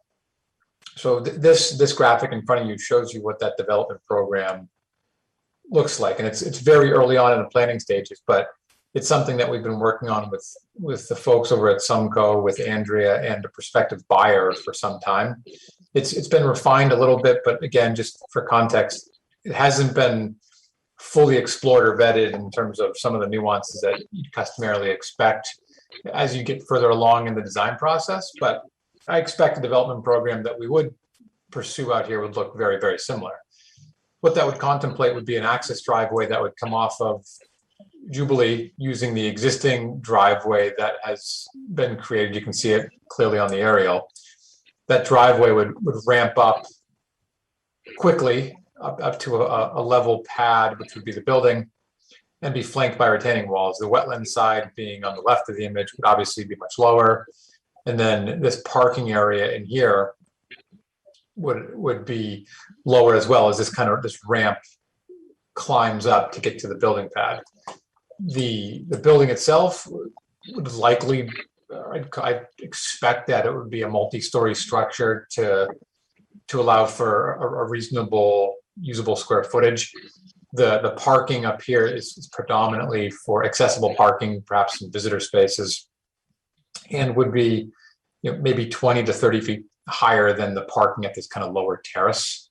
This would be parking for employees, people who will be visiting the facility, things of that nature, and would be accessed by a stairwell to make up that grade difference, which would kind of run parallel to this main driveway. This kind of side appendage here would be for some operational support if it was loading perhaps, or some operational needs that may be associated with the facility. Excuse me. As we've been discussing too, this yellow outline here is that existing vernal pool area. The pink boundary represents the area which has historically been altered in terms of the buffer zone, and it's approximately 60 feet from the existing vernal pool. The blue line represents about 100-foot offset from the outer edge of the vernal pool itself. So what the commission had asked us to look at in DEP as well was, okay, so show us the prospective building program and why does that need to alter that quarry hole, which is outlined by this kind of light gray shape with the hatch pattern in it. And as I think this graphic fairly or clearly articulates, the development area for a building, if you were to maintain that quarry hole, really gets narrowed down quite significantly. It just becomes kind of this odd shape, up in here, which, as we've explored, we have been looking at this for some time, isn't really conducive in what we've been told for some prospective buyers, that limited area in there isn't really conducive to any kind of building program or making it either work operationally for them or achieve what they would expect and hope for in terms of the square footage. So, with that being said, and that's kind of the subject of this notice of intent really, would be fill that quarry hole in and then replicate it as we've discussed. And we have some additional graphics that we can go through as Andrea and I continue to walk through some of the comments we received. But I'll pause there quickly in the event there are any questions, or if you wanted to explore this concept. So through the chair, I do have a question. Well, the scope of this NOI would be wetland replication and filling of the quarry hole, correct? The additional, yes. And then on top of that, and we are proposing the commission accept a proposed no disturb zone surrounding that vernal pool, which is the line work established in magenta. And what we had contemplated as part of that too, there was a specific proposal in terms of how that would be demarcated, you know, with boundary markers to highlight that no disturb area. So essentially those three items, as Andrea just described, would be the subject of this request. Thank you. I have a question. I have a question on the drawing right now in front of us. The blue line indicates the buffer with the building sticking. No, go back to the quarry hole. Yep, right there. The blue line. Oh, I'm sorry. Go back to the vernal pool, the part in the upper right-hand corner. Yep. That's the vernal pool. The blue dashed boundary. So this boundary right here. Right. Yes. Is representative of a 100-foot offset from the vernal pool boundary, which is the yellow shape on the image. Okay. What is boundary? What is the black curved line represent? This black line here? Property line. No, the bottom part. This line here? Yes. That's the outer property boundary. Okay. All right. I mean, obviously the building is encroaching the 100-foot buffer, but your intent is to leave the vernal pool alone, correct? Yes, sir, correct. So the subject of this, as we had discussed and worth refreshing, is this magenta line or pink line on the screen. Mm-hmm. What would be the limits of any future prospective development on this property, this being the current concept that we've been working with.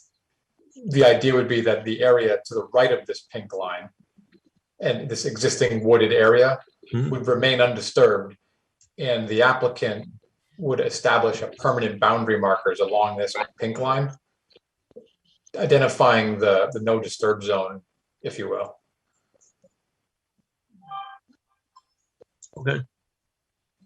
And the quarry hole itself is? The quarry hole itself is this light gray area here that's been hatched. And it's kind of in this left portion of this conceptual layout that we're depicting on the screen. You don't want to build a bridge, huh? Okay. Be a little bit challenging with the building program there too. Yeah.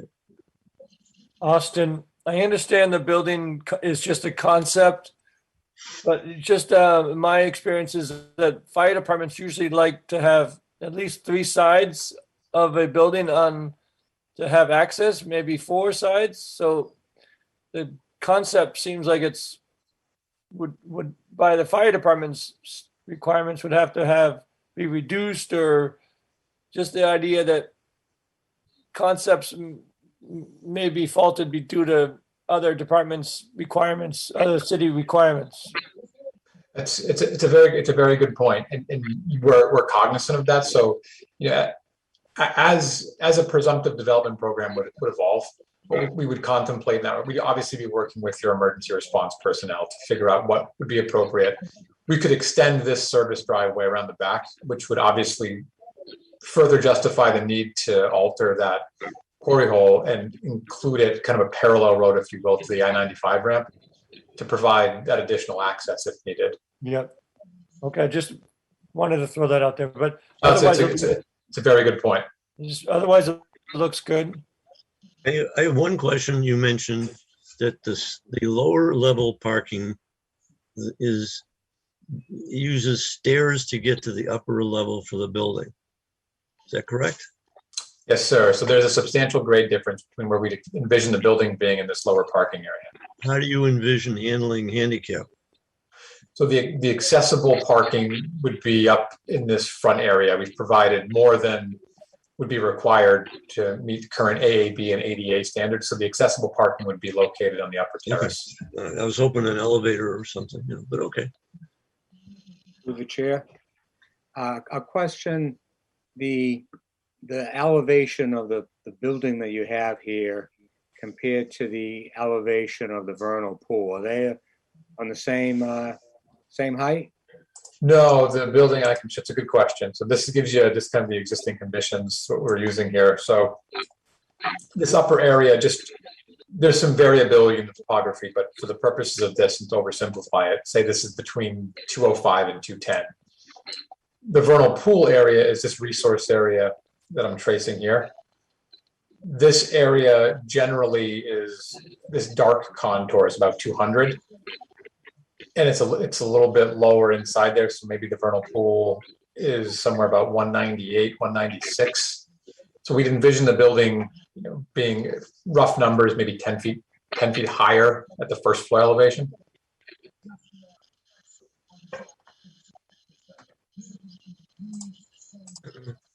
How tall do you envision a design could get?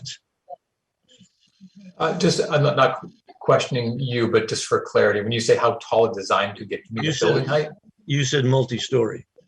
Yeah, we don't know really, but I would expect it would be at least 2 stories, so that that's approximately 30 feet, maybe.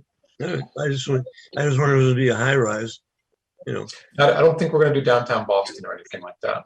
Well, listen, we could cut. The Pru was considering relocating to this property, but they needed a notice of intent first. Okay, so that was a joke, just in case anybody. No, I understand. I'm not relocating the Pru here. It was a poor joke, but a joke nonetheless.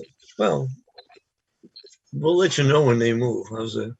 Okay, fair enough. Okay.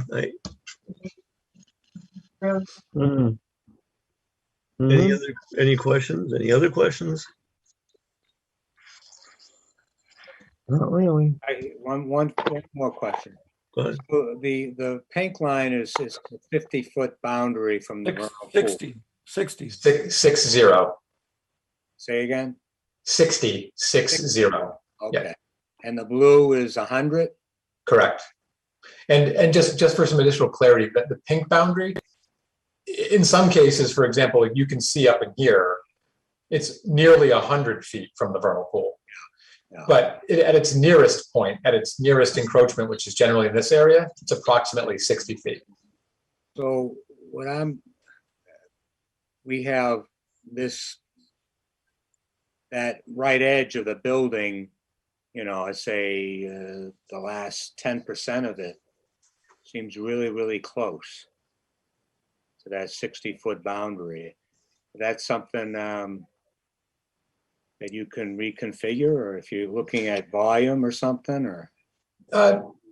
Potentially. I mean, this program here is going to evolve, right? I mean, this is a concept plan that we've been working with. I fully expect that the geometry of the building is going to change. We're going to refine the way the access and parking looks and things like that. Before we got too far ahead with refining this layout substantially, or engaging an architect further to look at specific operational components, what the geometry is going to look like. This is generally there. I think what we're asking for is to get no closer than the pink line, understanding that we'll move as far away from that line as we can once we have a more defined building program and we know that things can move forward. We're asking to get within what has historically been disturbed, and if it's helpful, this image kind of provides a little bit more context. It's kind of the aerial. That pink boundary that we're talking about is really this line. You can kind of see there's almost a silt fence in there today.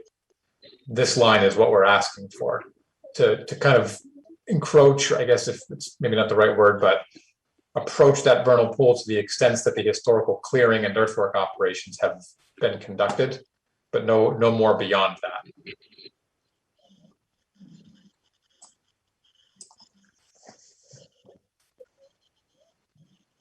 And the part you hadn't mentioned that there, Austin, was also infilling any areas within that 60 to 100 foot boundary that are exposed now with supplemental plannings to enhance that. Yeah, that's a good point, Chad. So what's also being contemplated there, so this plan shows it without the aerial, but the idea would be that this pink line again is the outer limits. You can see the green markers are what are being cut. We would put permanent boundary markers in at those specific points along that outer boundary. And then these kind of pink hatch areas are areas within that 60 feet, which have historically been cleared. And the applicant, as part of this proposal, would infill those buffer areas to complete the areas which have been disturbed in there historically, restore them with plantings and reestablish that buffer zone.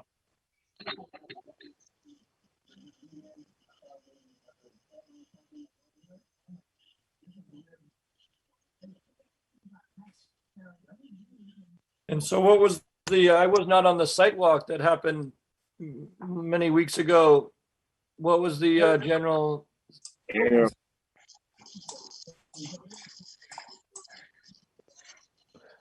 So I don't know, Chad, if you want to speak to, I know I wasn't able to attend that day. Andrea and I don't know if you want to speak to that. Or if there was any other commissioner members that were on the site that are on this meeting as well? I think that's the relevant perspective, right? I mean, we've walked it with Lucia and a couple of commission members, so more their perspective from seeing it.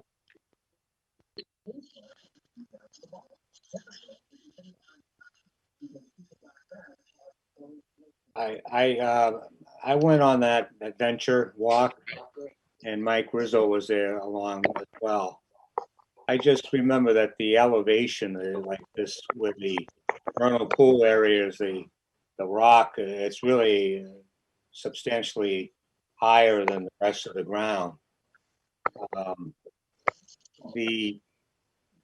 think what you're talking about is when we walked out of the vernal pool towards the Prattville site there and looked down into their parking lot. Well, just walking up there.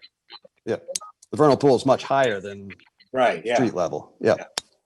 But the quarry itself, to me wasn't anything to admire. I mean, but when you see the building there, it kind of, I had a feeling that the quarry was where the building was going to go. And it just seems to be smack dab in a whole bunch of wetland spaces and boundaries, especially that vernal pool. I think is very special, that vernal pool area, but just having a 60-foot boundary is, who knows what's going to happen during construction. That's the concern I have. And I think that's what we're trying to establish, is that by having that be the no disturb zone, nothing can happen during construction in that direction. Yeah. And that the bulk of the forested resource area that supports it is to the east of that line. We're just saying it's been cleared to the magenta line at this point, and we won't go any further than that, nor would anybody ahead of us when we complete sale of the property. But that's only 60 feet, That's what it is right now. Building is like 5 feet from that 60-foot boundary. That's the limit of disturbance as it is right now as well. Yeah. What I can say, maybe to address your comment, Commissioner Athos, is that the existing disturbed area, unforested area, currently wouldn't support any of the vernal pool species during overwintering periods or just general use. They like to stay within the forested area, to kind of burrow in. So it's not currently viable vernal pool habitat in that upland area. So they're really sticking to the existing eastern edge of that pie-shaped site, and then off-site further to the north and further to the east. Through the chair. Go ahead. I speak for myself, but I also think I speak for many members of this commission when I say that a concern is blasting. But we're confident that this project could be done without any blasting in the future, this development package. I don't know if we can promise you there wouldn't be any blasting. It's fairly apparent that there's a fair amount of rock out here. Right. There may be blasting or rock removal that's going to be required. Mm-hmm. We don't know that specifically yet because we haven't, gotten to that level of design. I would expect there's going to be some level of rock removal here. That's just the nature of the property. But for the sake of what we're contemplating right now, there will be no rock removal. Correct. Yeah. For this particular effort, there would be no rock removal. The work that may be required when we come before you for a notice of intent for this specific project, that would be a discussion we'd have to engage with you. And as part of a condition of a presumptive approval, you could work with an applicant on. But this effort here, specifically that the applicant's requesting, does not require any rock removal.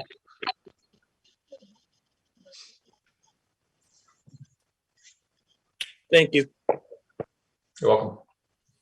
So if I understand your request for the NOI today, you want to fill the quarry hole and you want to put up whatever is necessary to protect the vernal pool. Is that correct? Yes, and then additionally, with the filling of the quarry hole, yes, they want to, it's a big reveal, right? So the other part of that would be the replication of the area of the quarry hole. So there's an existing wetland area. This is, again, just for reference, this is Jubilee here. This is the existing driveway that would provide access to the development. This yellow boundary is an existing wetland resource area that borders the resource area over here. This green area, be the replication effort that would be constructed in support of the filling of that existing quarry hole. And Austin, is this a 1-to-1 kind of ratio or is it a different ratio? So good question. The existing quarry hole is approximately 3,400 square feet. This replication area is about 3,800 square feet, give or take. So slightly over 1-to-1. Okay.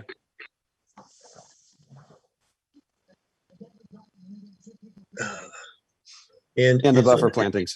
It's understood that somebody will be back to us with an NOI once the property is sold and construction, is being looked at, correct?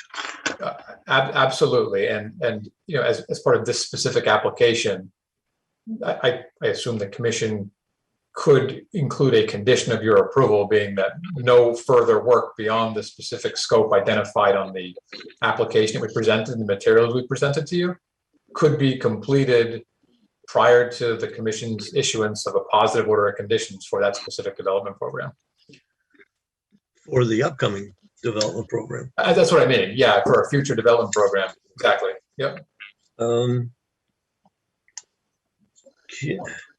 One last question. What was the kind of the timeline of this filling and regrading of this wetland replication area? Well, the goal that we're proposing is not to do any of the impacts to the quarry or construct the wetland replication until there is a valid order of conditions issued for the future site development. Buyer in a future development proposal? Correct. Like once that gets approved, what we would do in the interim is to install the plantings in the vernal pool buffer, in the vernal pool, as we previously described in the NOI, and then establish the no disturbance markers in the field. So yeah, this area up here, this buffer would get filled. In that area, with the purple shaded crosshatch area, the green dots represent what? Notice not permanent boundary markers that would be established identifying the no disturb limits. So they would have signs saying "Do not disturb" on them? I think we're talking about granite boundary markers that it would have conservation identifiers on them. Right. The plan mentions 2x2 pressure treated to be established 4 foot above ground, but we would typically want granite posts. And then the issue becomes, how do you dig into the ground? So I once upon a time ago when I had hair and I was doing survey work in college, I've set many a bound in granite, and the way we did it is, sometimes you'd hand chisel out like a hole, you cut the bound off, and you concrete it in place and establish it that way, just enough to set it. So that can be done, and it can be done with some sweat and blood, but it can be done fairly and limit how invasive that needs to be to establish the bound. I set plenty of property markers in stone before. In today's environment, well, given where it is, you can't bring equipment in there to drill it out. Is that what you're saying? You maybe limited equipment. You don't need to get a gigantic excavator up there, and I wouldn't use one to set a boundary marker, but you can be fairly efficient about chiseling in a hole and setting a boundary marker up there in concrete. Okay. So you can put in granite posts. Sure.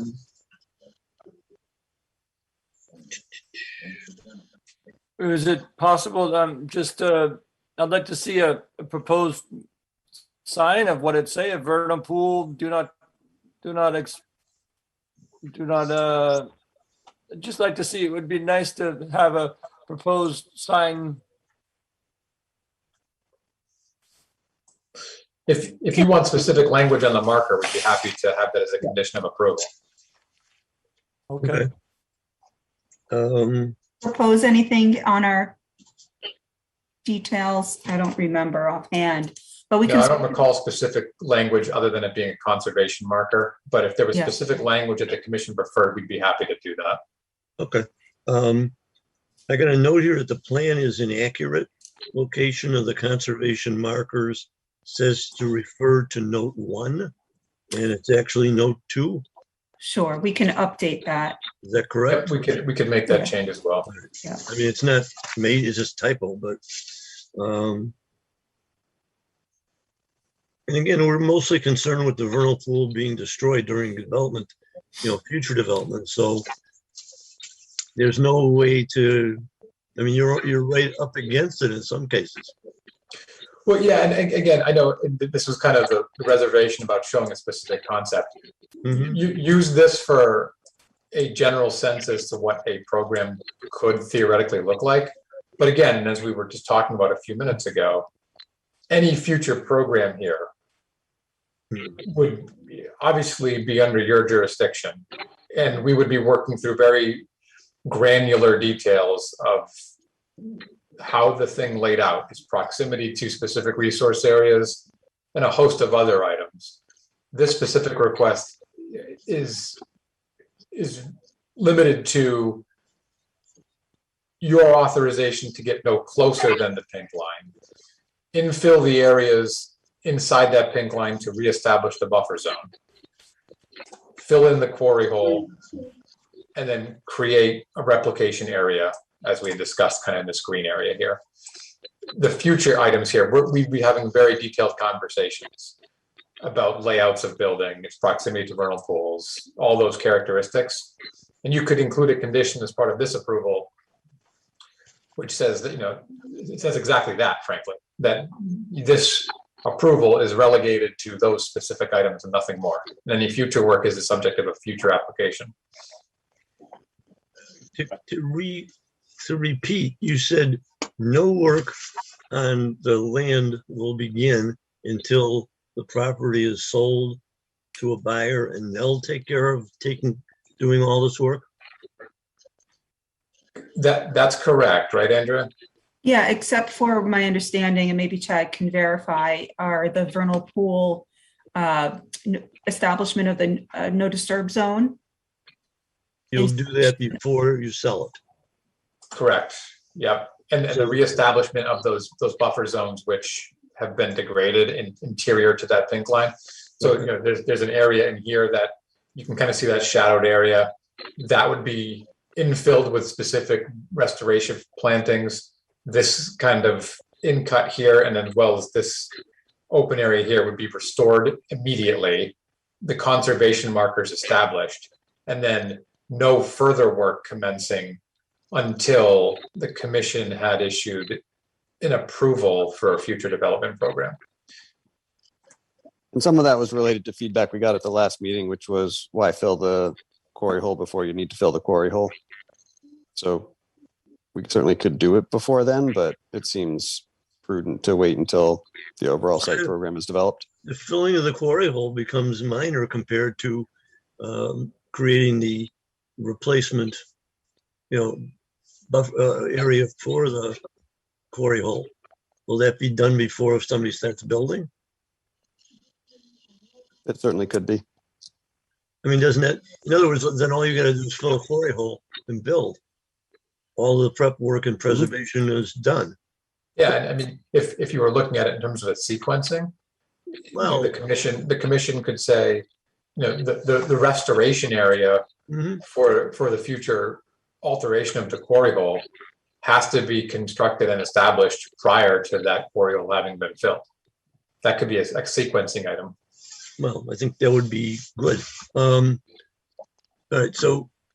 And in a practical sense, for the time of year that we're at right now, I don't know that I would want to go in and start mucking around next to that existing wetland resource area right now. It'd probably be a spring timeframe where we can actually get some establishment of and stabilization of that area once it's constructed.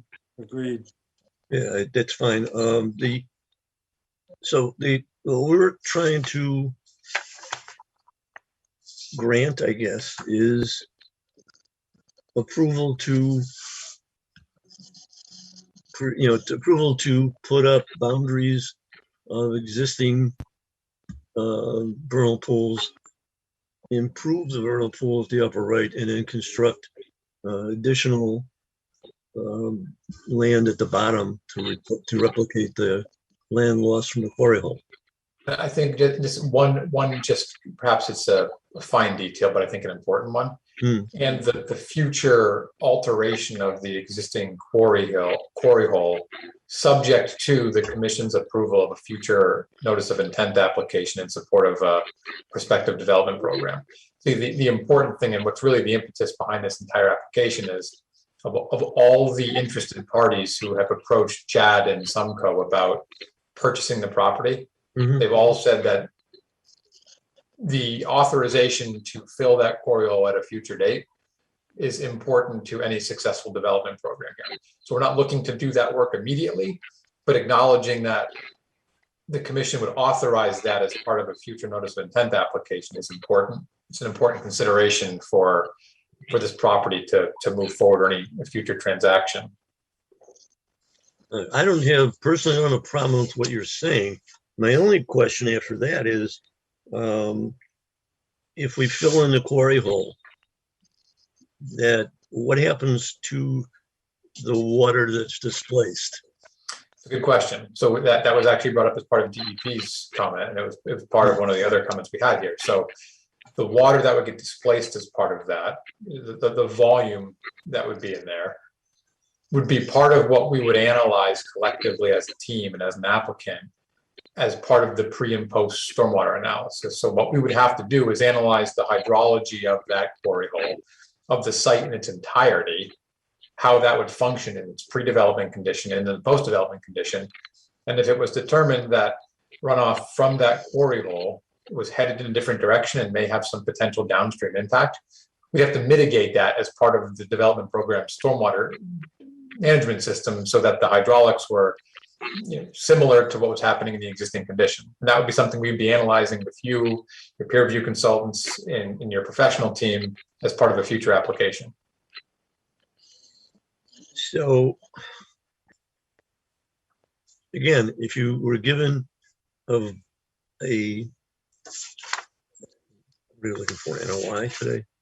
Yeah, we're looking for a favorable order of conditions ultimately. Okay, if you're looking for a favorable order of conditions tonight, that would take care of, in my mind, not filling the quarry hole, taking care of the vernal pool, and building more wetlands, if you will, to replace the quarry hole at the bottom left hand of the property.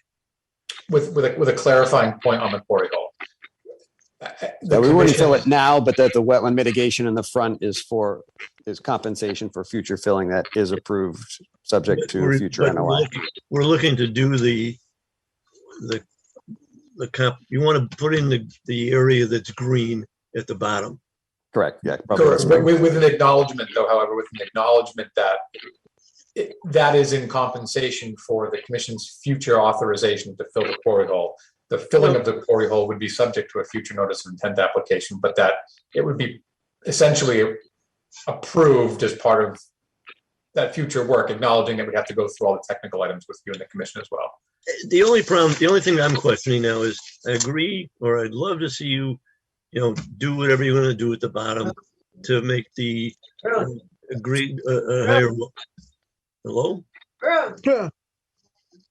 Not me. The area at the bottom left is just wetland to compensate for the quarry hole. Yes, sir. And I would say, do that, if we do that now, as well as taking care of the vernal pool and putting up signs and granite posts, somebody still has to come before us to fill the quarry hole. You can't. I think what we're looking for is till the NOI, correct? Correct. I think what we're saying, Austin, maybe you're getting there as well, is somebody still needs to come before you with a development plan that finalizes all the details for what that development plan is. We're telling you now that that development plan, among many other variables and factors for consideration, will include filling that quarry hole. It just won't happen until you've issued an order of conditions for that development. But that's the second NOI, or Correct. that's another NOI. But here's my thought. In my head, you can do everything you're talking about now, just don't fill the quarry hole. In order to fill the quarry hole, you stated you have to do all kinds of hydrological studies and figure out where displaced water goes and present that before you can start, before you get approval of the second NOI. Did I sum that up correctly? For the most part, you asked me what would happen to the water in the quarry hole if it were filled, and I'm telling you I'd have to analyze that. No, I'm saying, but you'd have to show those analyses and studies to the Conservation Commission and perhaps the DEP before you can fill. Of course, absolutely. But what we're looking for from the commission, though, is an acknowledgement that, subject to all of that stuff being worked out, you're amendable to the filling of the quarry hole, provided all that stuff checks out, and the mitigation that we've talked about be constructed. Because as we've mentioned, it's important to a prospective future land transaction here that there's an acknowledgement from the Conservation Commission, even if it's qualified and conditioned, that the quarry hole is an item which can be filled, provided all the other items check out as part of a future notice of intent application. Through the chair.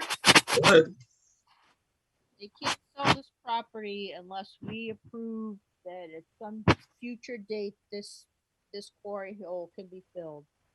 If we approve that tonight, I want a sweep done before that hole is filled for frogs and snakes or whatever, that I think there should be a sweep done if we end up approving it. But that's the bottom line here is, and that they don't want to put in this the new thing, the new area without us saying that at some future date that quarry hole be filled. They want us to say that quarry hole can be filled. That's what they want tonight from us. Correct, because that front area is mitigation for that fill. You're correct. Through the chair, so what you're asking for approval does not include the dimensions of the building that you have on what we see. Correct. That's correct. No dimension. No. We're not asking for your authorization for the development program. The development program was simply to depict, what a program could look like and to give the commission some sense of massing, if you will. Right. This is not a specific development program. It has not been fully vetted. All right, thank you. Yes, sir. Anybody else?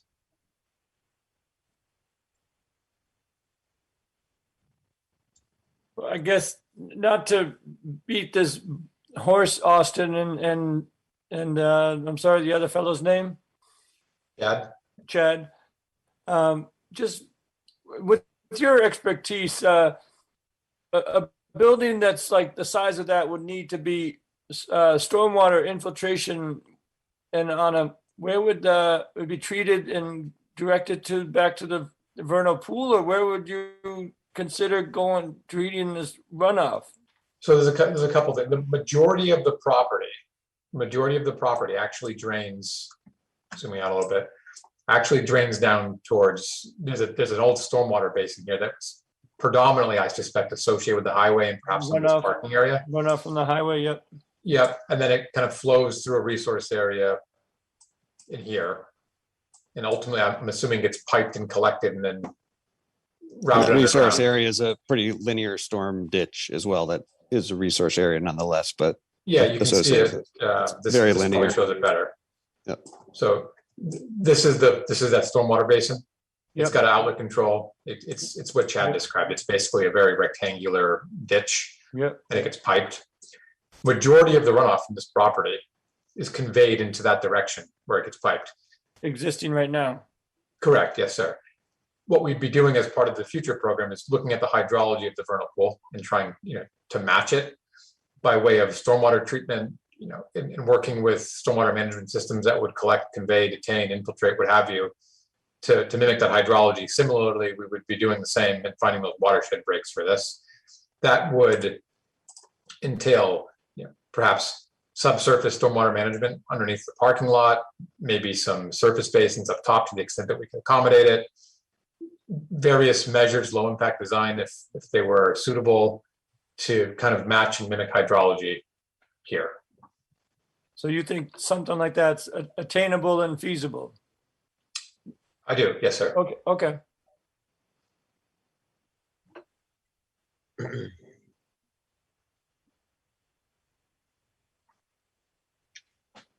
Anybody else? If no other comment, maybe no audience, right? No, I don't see anybody. Do you?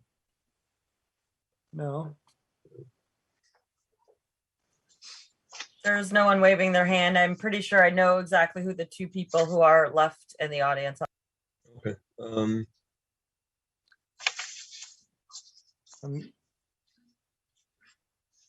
I guess the next step is to make a motion. I make a motion to close the public hearing. Okay, second, Second.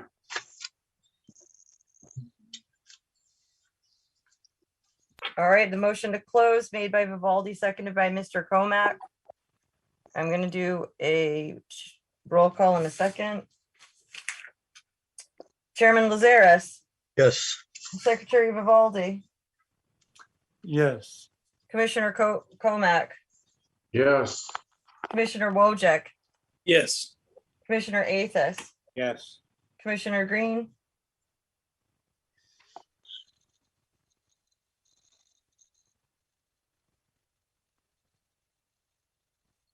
I can see your lips moving. Yes. Commissioner Cavicchio? Yes. All right, so it closes 7-0. Okay. Do I hear a motion on the request?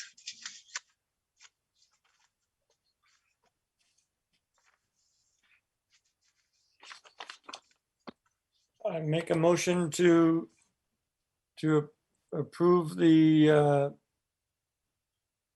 NOI with the plan being revised so that the note is accurate and with all the statements that were made from Austin regarding the extent of this purpose of this plan and that the board's the commission's acknowledgement of this future development. And the wording would just have to be, I just don't have it with me. Obviously I heard it and understand it, but just don't have it all together prepared right now for me to repeat it. I would like to add that the commission reserves the right to review this process or the we allow happen tonight. We reserve the ability to review that at the time of the second NOI. so we know that they're together. Because we can't start it before. You said you wouldn't start it till you had a buyer buy the property, correct? Correct, yep. So if we say, yeah, sounds like a good idea, but I want to see what they're doing and how that works with what we're looking at tonight. So if there's some difference someplace, we can go back to the beginning. Yeah, so something kind of freewheeling.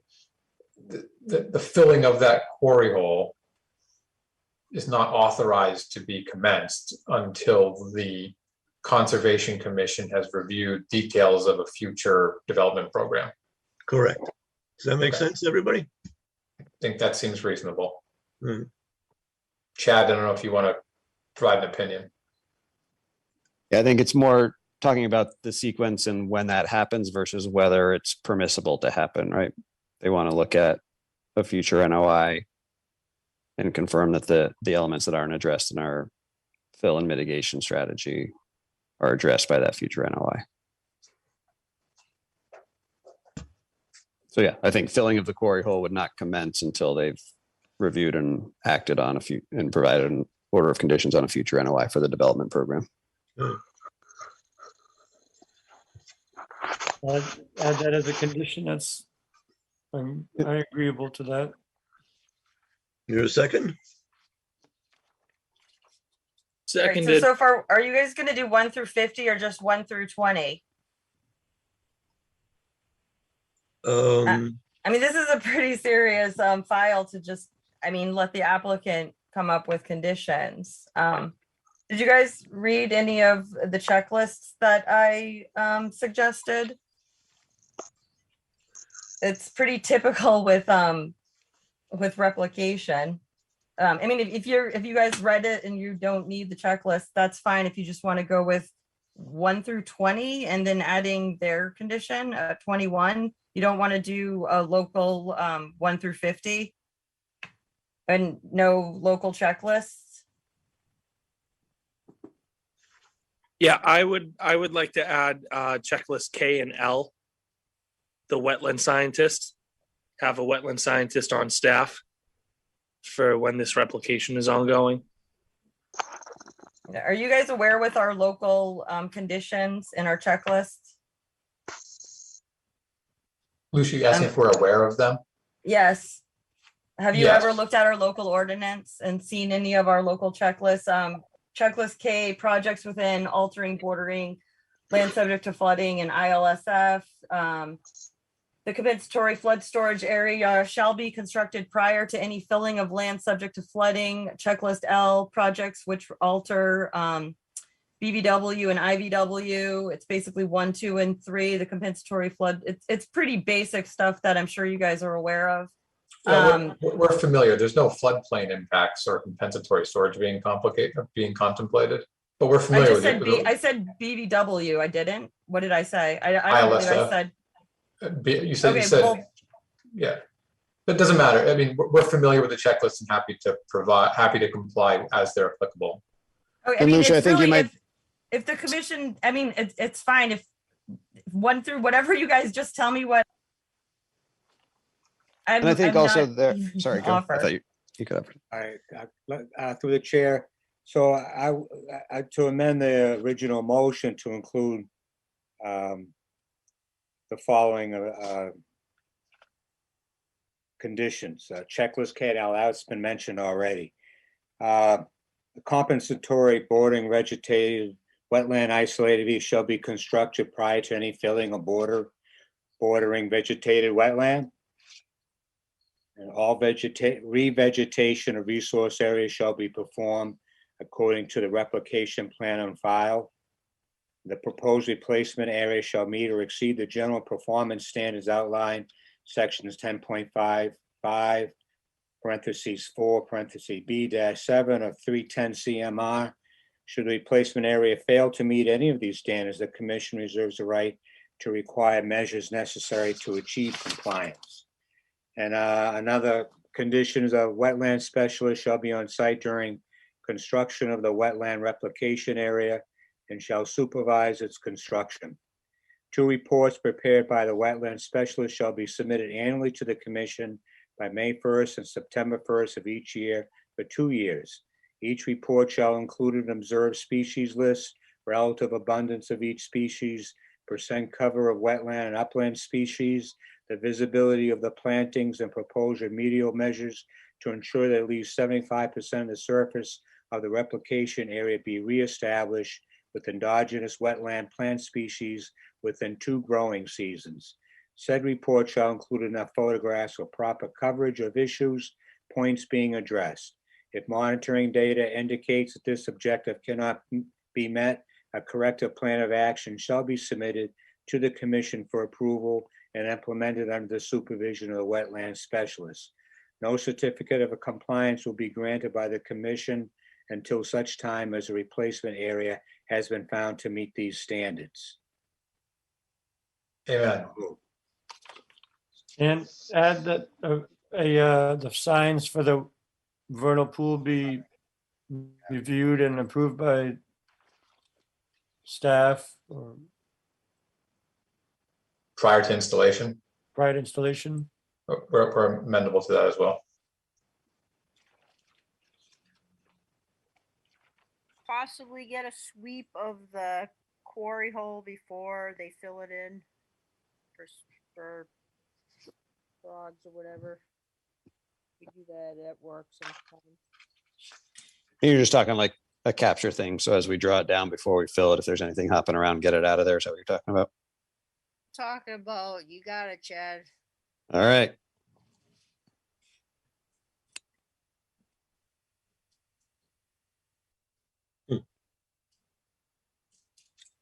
Anybody else? We are a second. Seconded. Okay. Okay, I don't really know what the conditions were. If someone would like to repeat that, because I honestly have no idea what I'm going to be drafting. It sounded. Why doesn't Arthur email it to you? I can forward you those conditions to be more specific. Yeah.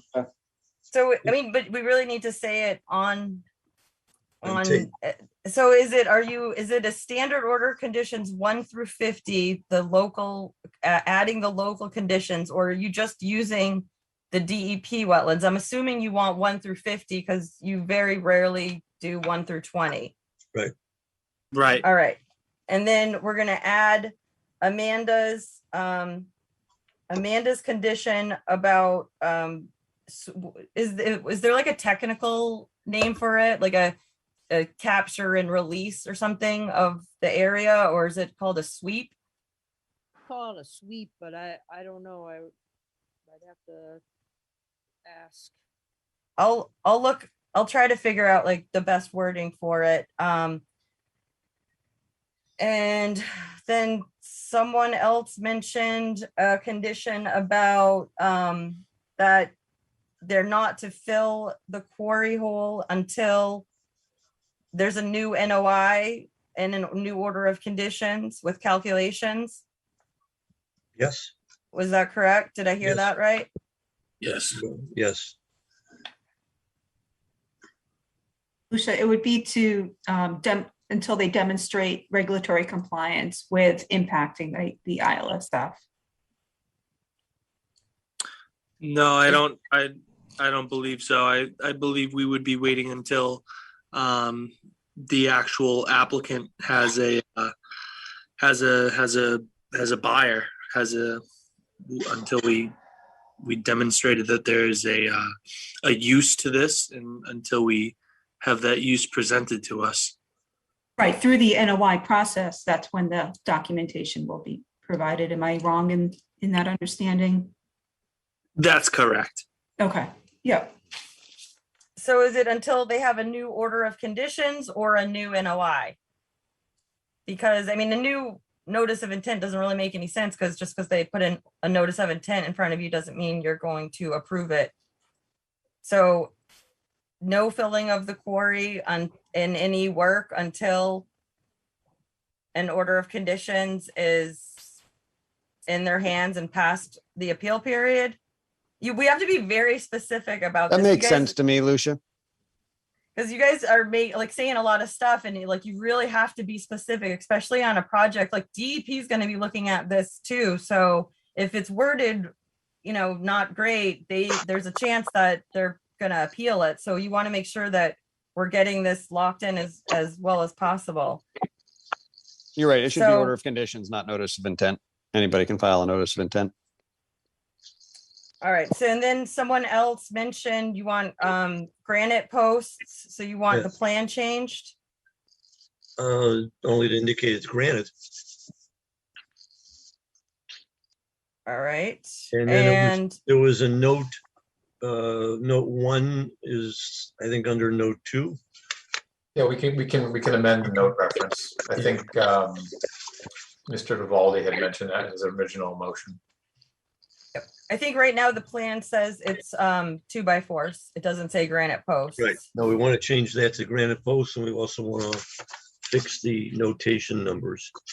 And you also want a rendering of the sign of what it would say. I mean, I've seen there's all sorts of signs that you can have. You guys should probably decide what you want it to, how you want the wording tonight so that it goes on a revised plan, because as I've noted in the past, if it's not on a plan, it's not going to get on the site. So I've seen, all sorts of vernal pool crossing signs, environmentally sensitive area, do not disturb. How do you guys want it worded? Limit of no disturb zone. Speaking for myself, I would like to see vernal pool no disturb zone. I agree. And if I may, I think we're probably going to have the granite bounds, but the sign isn't. Is that something that would get engraved in granite? I guess it could. I think it's Is that like a what you're marker, envisioning? Chad, that we can put on the top of the boundary. Yeah, like there you go. Okay, be affixed to the top of the bound. cool. Thanks.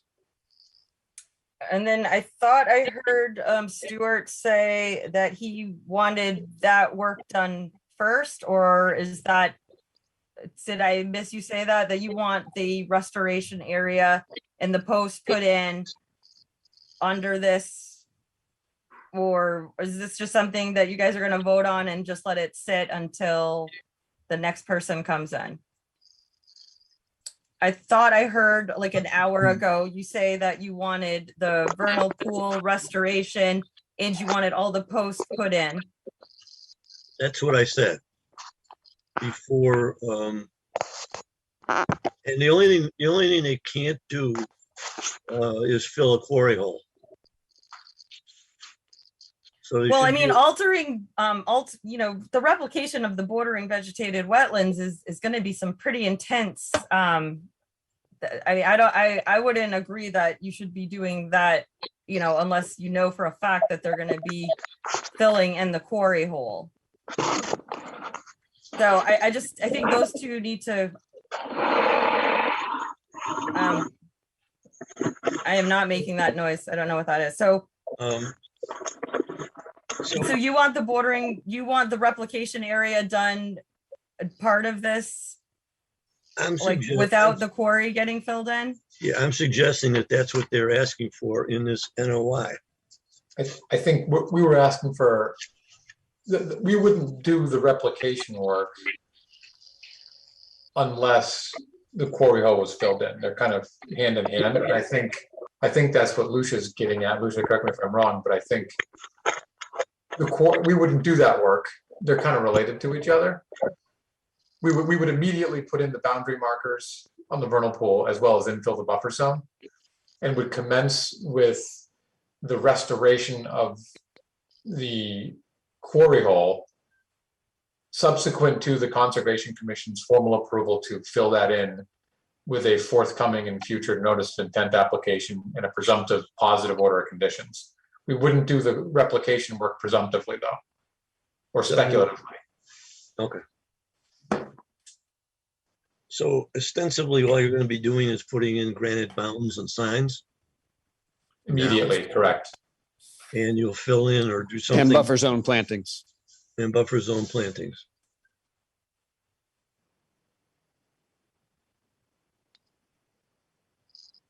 All right, so is that it? I have 1 through 50, checklist L, I believe author just read it. It's the Mhm. projects which alter, BBW, but you said that you're not, what are you considering the quarry hole? So I'm just a little confused.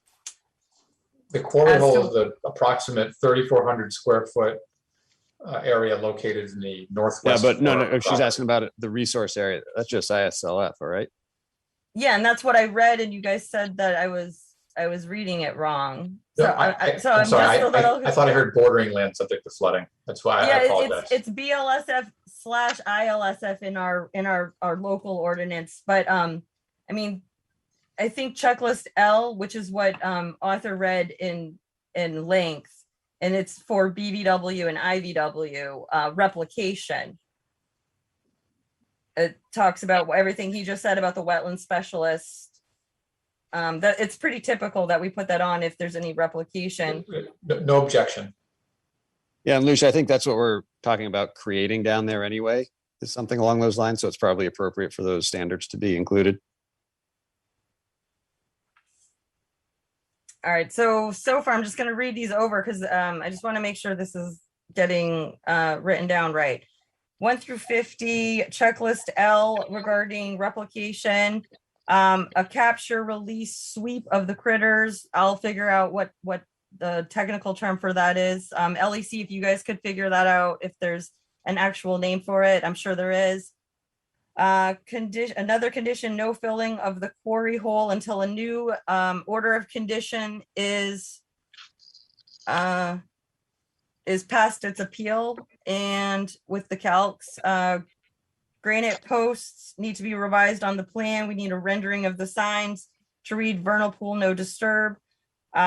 Sometimes they put, what we'll see is there'll be a bound on top, a steel bound on top, and then another sign, like an actual sign, because if you put a little tiny thing on top only, no one's gonna read the sign.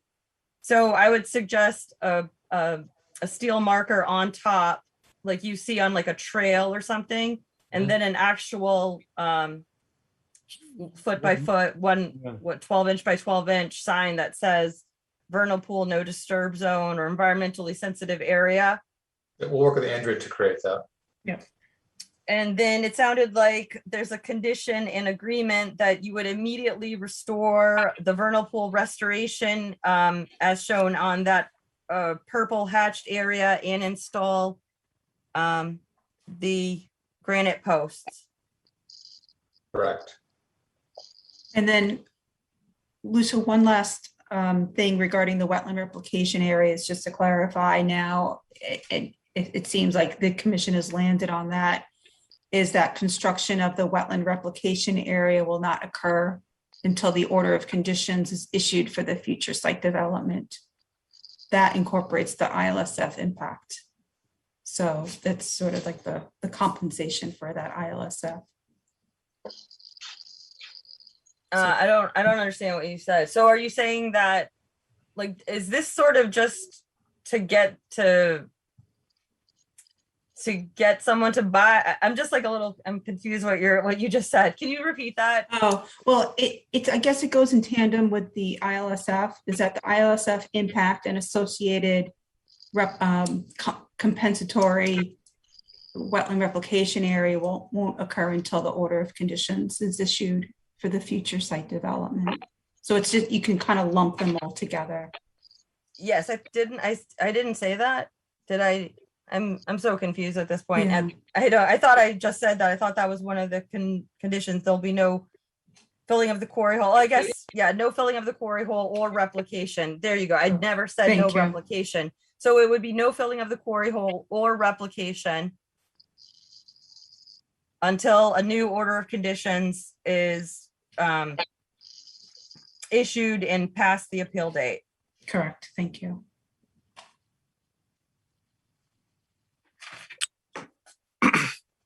All right, so that motion was made somewhat by author in the group. Is that all the conditions that you guys want to put on this? Yes.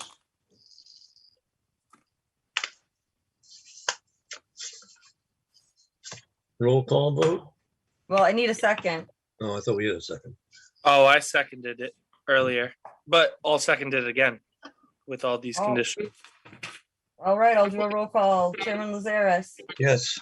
Secretary Vivaldi, Yes. Commissioner Comac, Yes. Commissioner Wojcik, Yes.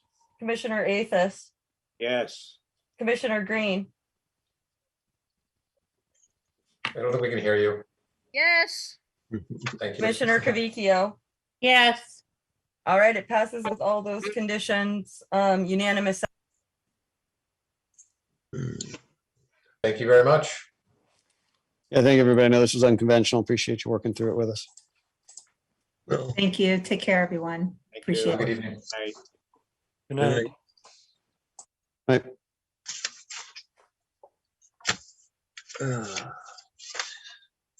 Who's Lucia? papers, huh? Did we lose her? Oh, I'm here. She's trying to finish writing.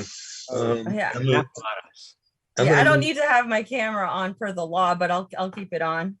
I'll move on to item 11, violation order. Update on Sharat Chaim Bethel Cemetery on Lowell Street, wetland mitigation. Violation was dumping of soil and other earth refuse in a buffer zone. That's been fixed, yes? Yes, I just, hi, Barry. Is that Oh, I'm Barry or sorry. Anna? It should say Anna. Yeah. Okay, hi, Anna. I was so nervous. I Googled the name Barry and saw that it came up affiliated with the temple, or with Shira Hayim. But after, I don't know if you were on earlier when we got some hackers on here. Yes, I was. I've been on since 7. Okay, so there, that's Anna. I'm Okay. gonna turn my video off and I will share. Greg, I have been in contact with Greg tonight, and I'm sure you have been too. He is stuck at another meeting, but I said I'll at least share the screen, and I'm assuming everyone must have read what he sent over. I don't believe I have them.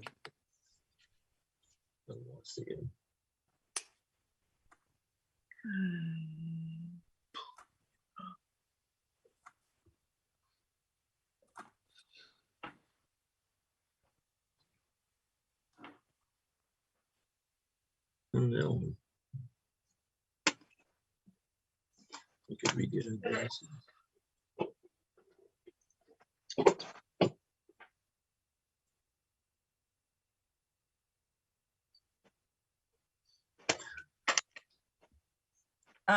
Do you guys want this up, or do you want the pictures? I was kind of hoping you guys would have read this before, because I mean, Greg is not here. You guys can either continue it until next month, but Anna's been in the audience all night since 7. I can try to text Greg and see if he can show up. What do you guys want to do? Can you make that bigger?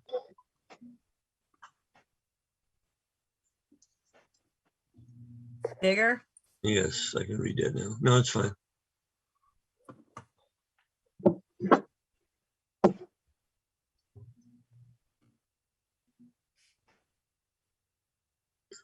Scroll down, please. Go to the next page. So the shrubs are in, right? I see them. Yes, they are. All right. And everything else looks stable. Yeah. And he said it's stable, so I trust him more than my eyesight. And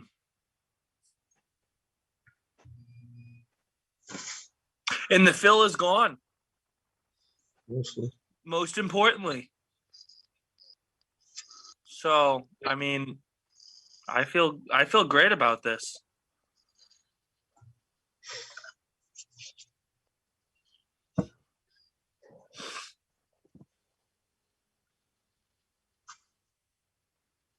So do we, I don't know what to do with it next. Just say I would, thank you. Lucia, I would make a motion to lift the enforcement order or violation order or whatever we have it under. I would agree. That would be a great idea. Second, Second. Roll call vote. Yep, that was made by Travis, seconded by Arthur. Did I hear that right? Yeah. All right, so there was a motion to lift the violation order made by Travis, seconded by Arthur. Chairman Lazaris, Yes. Secretary Vivaldi, Yes. Commissioner Comack, Yes. Commissioner Wojcik, Yes. Commissioner Athos, Yes. Commissioner Green.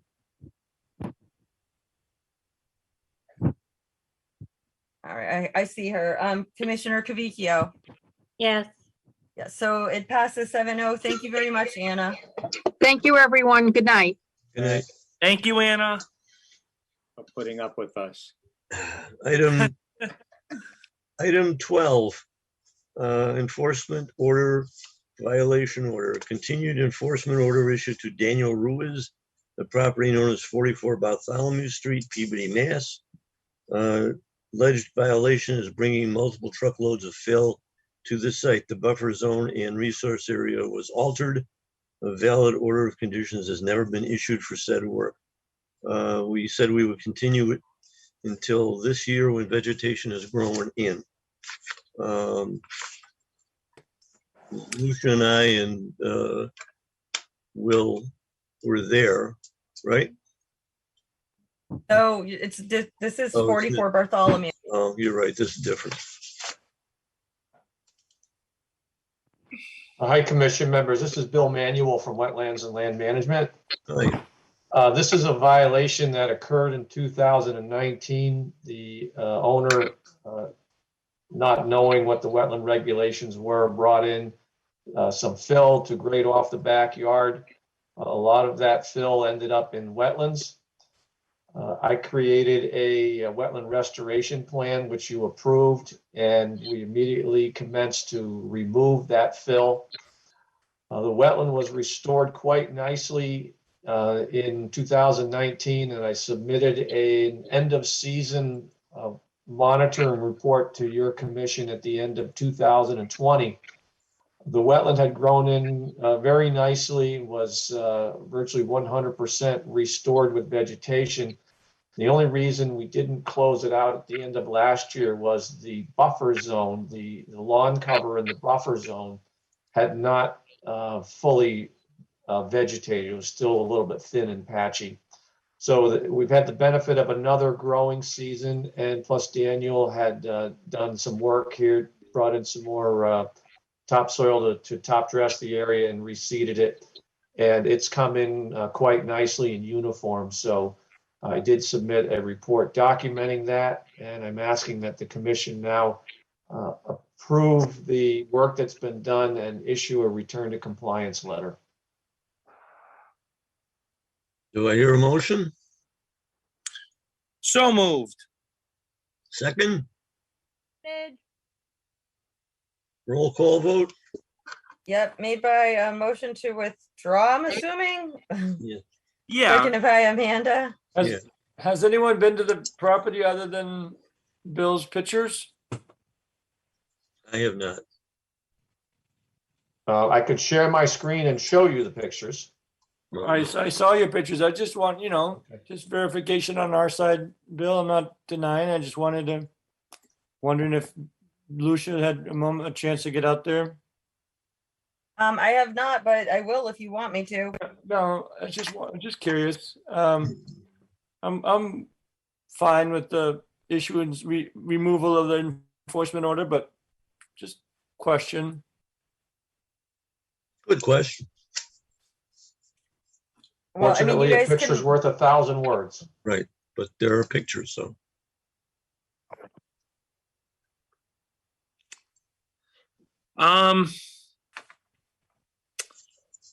do you want me to do a roll call, or you guys all set? Do you want to look at the pictures? Do you want Bill to share his screen? Do a roll call. Yeah, do a roll call. All right, Chairman Lazaris, Yes. Secretary Vivaldi, Yes. Commissioner Comack, Yes. Commissioner Wojcik, Yes. Commissioner Athos, Yes. Commissioner Green.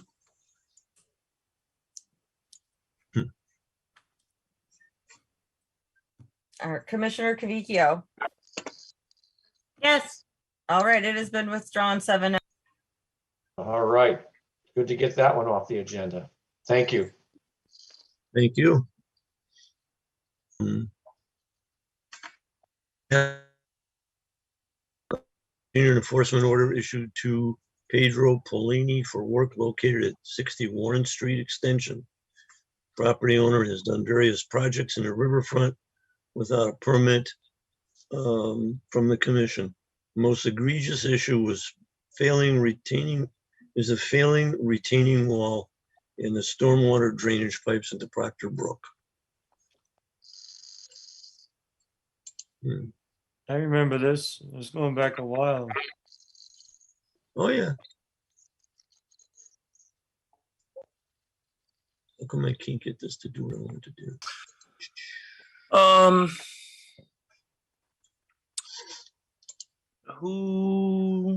No.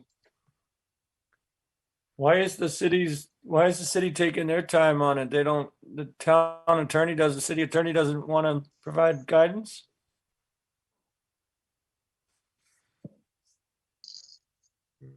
No,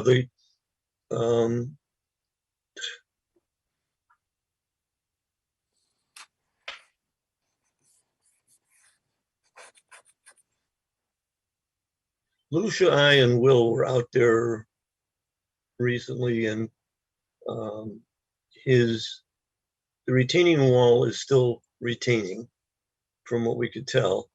The area he brought in is grassed in and growing, and there are still 2 pipes sticking out into the into the brook behind him. Yep. Will didn't have any. I didn't remember Will having any real concern with any of this. Do you, Lucia?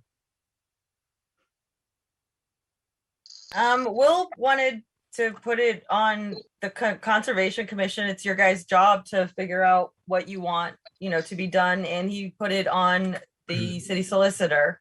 Okay. I mean, I have questions.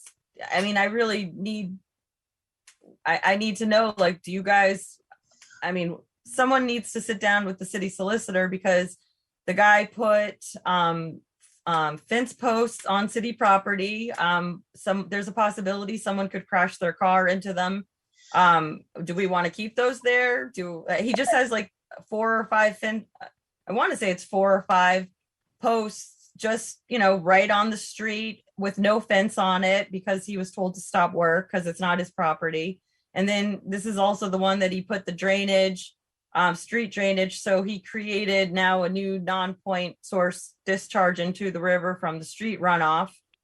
Do you guys want that cap? Do you want him to keep it? The reason why he put it there is so that his property doesn't get flooded. So do you want to let him keep this drain here? I mean, that's also something that DPS should really sign off on too, but I think they want to tread lightly, and they want the city solicitor to chime in. All of this work is on city property, and that's the problem.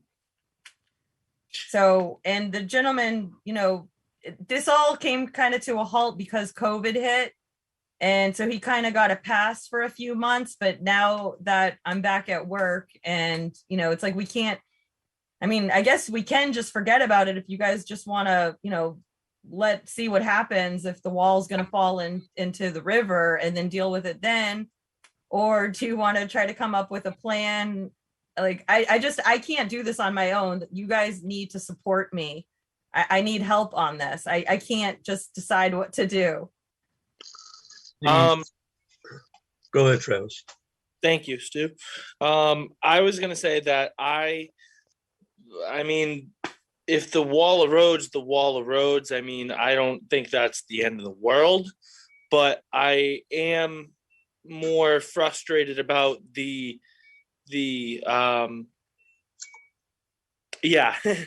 wall is bad. But I don't really think that the actual drainage system that he designed is helping him in any way, shape, or form. I just doubt it. So I'd like to see that gone, but I think having a discussion with the city solicitor is a good idea. I will see what I can do about reaching out and sitting down and having that conversation as to how we move forward on this. The land itself, it runs, the street is Warren Street Extension. And Right. it's The light, right. uphill from there is the light plant. Yep. And the rainwater had always come down the side of the hill and it would go into the brook. And there's no storm drain in front of there. So what he attempted to do is to divert the water into the stream, which it would have gone there anyway. Right, just overland. Yeah, overland, and it's still going overland until it crosses the street. Right. So, I mean, the issue has to do with whether or not it's a major problem. The wall itself is made of wood and will probably fall in at some point. Right. And then it becomes who owns the land and who's going to fix it. And he doesn't own the land.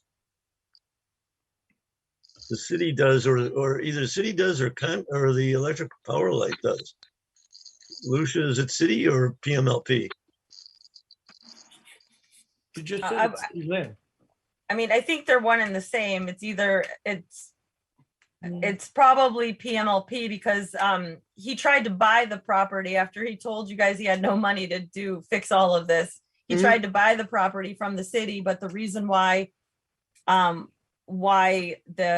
sale didn't go through was they found out that I think the deeds all messed up because it was there was like a taking or something from PMLP. Well, if the wall falls in, PMLP will have to fix it, correct? I don't, that's where I need the city solicitor. This is like way above my pay grade, way above my knowledge. All right, but that's the issue. And we will get the city solicitor to weigh in as to who owns the land and who's responsible for fixing the wall. And the wall is in terrible repair, despite what he did to try and save it. It is fallen into the creek, everything. It's not great. And he's put up a chain link fence along that way, along the brook, to keep his kids from falling in. I think the reason why I don't actually think it's a wall. I think, this was cut out a long time ago and there might be some old timbers, like railroad track timbers that were at the top of it. Mm-hmm. But from what I remember, when I looked down into the wetlands, I believe that this erosion was caused because of the drain he installed, because this is right where the drain pipes come out. Well, so through the chair, go ahead. This wall was jerry-rigged by him, correct? Or is this an existing wall that's just fallen into disrepair? No, that's all his. No, he has like, it's not even screws. He has like these, you can see the nails. This was not done by anyone professional. Through the chair, Go ahead. what would you like? You're fading out. Can you? Yeah, I don't know what is wrong with this. What would you like, Lucia, for us tonight? Like, what do we need to say? Honestly, I don't know. That's why I'm here, because I can't work on this alone. I need your guys' expertise. I mean, Will Pollitt wrote a memo, but I don't know. It's like, I have no idea. I'm just at a loss for words. There's just so much going on here. And it seems that no one in the engineering department, except for Will Pollitt, are really giving me any help. And then everyone pushes it onto this city solicitor, but then I can't really get any information from the city solicitor. So I'm just, what do you guys want? I mean, basically, do you guys want to leave this here and leave the drain, leave this and see what happens? Or do you want me to aggressively go to the city solicitor's office and demand that he help me on this? I think we could find a happy medium, and I think that I could help you help us, and I think that maybe, I don't know, some other members of the commission, maybe the chairman, and I could get together on this and meet without an actual quorum, because that's not allowed, with the city solicitor. That's a great idea.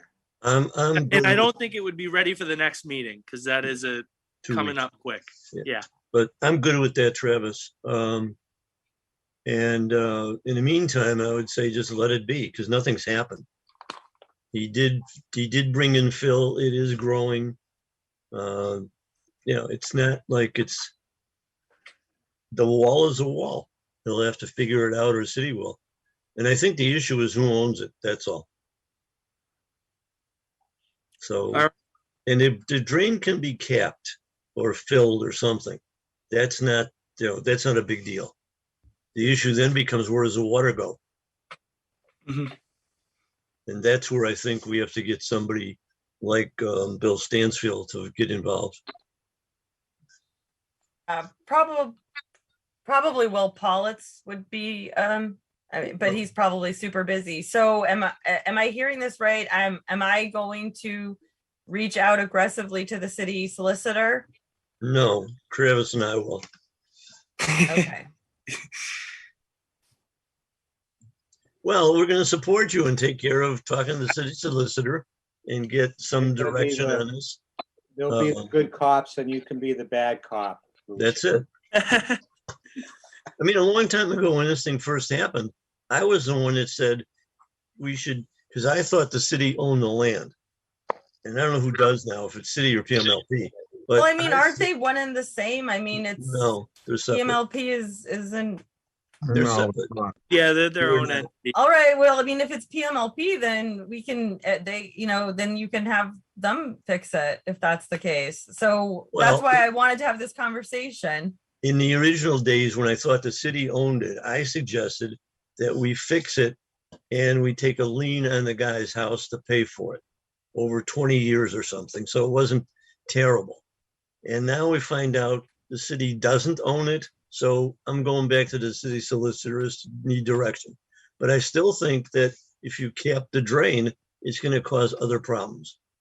And that's where So I I need. mean, if PMLP owns it, then Hmm? it should be, I mean, it should be up to Pedro, the person who did the work, and the property owner. I mean, the property owner should be making sure that they don't have a dangerous property. I mean, Right. someone could crash into the fence posts and Well, someone the fence could post fall. the fence post can come down with a chainsaw. That's not an issue. I'm more worried about what to do with the wall. Well, I mean, if you want to call it a wall, it's a couple pieces of 2x4. But I mean, is this something that we should be getting? Perhaps PMLP doesn't even realize. I mean, they drive by it every day, probably. Well, I'll talk to the city solicitors what we do with it. We're somehow or other we have information that says the PMLP owns it through a shaky deed or something that you said it's very messed up. The city solicitor should step up and decide, who owns what. All right, and go from there. Because I mean, it really. The Conservation Commission needs to be involved too, even because of its proximity to the stream bed and the. Oh, agreed. I mean, it's wetlands. There's no question. But Right. But I think that we should Travis and I will approach the city solicitor for guidance. And then we're going to have to go after whoever owns the land to work with us to get it fixed. And I don't know who's paying for it. That's another story, but We'll get there when we get there. yeah. So Travis and I will make an effort to get a hold of Donald Kahn and go from there. Right? Sure. Did we lose Bruce? Who? Probably. Bruce Comack. Oh, Bruce is off the screen. I don't see him. All right. Anyone have a clue when he left or no? All right, I just need it for the minutes. He voted on the last.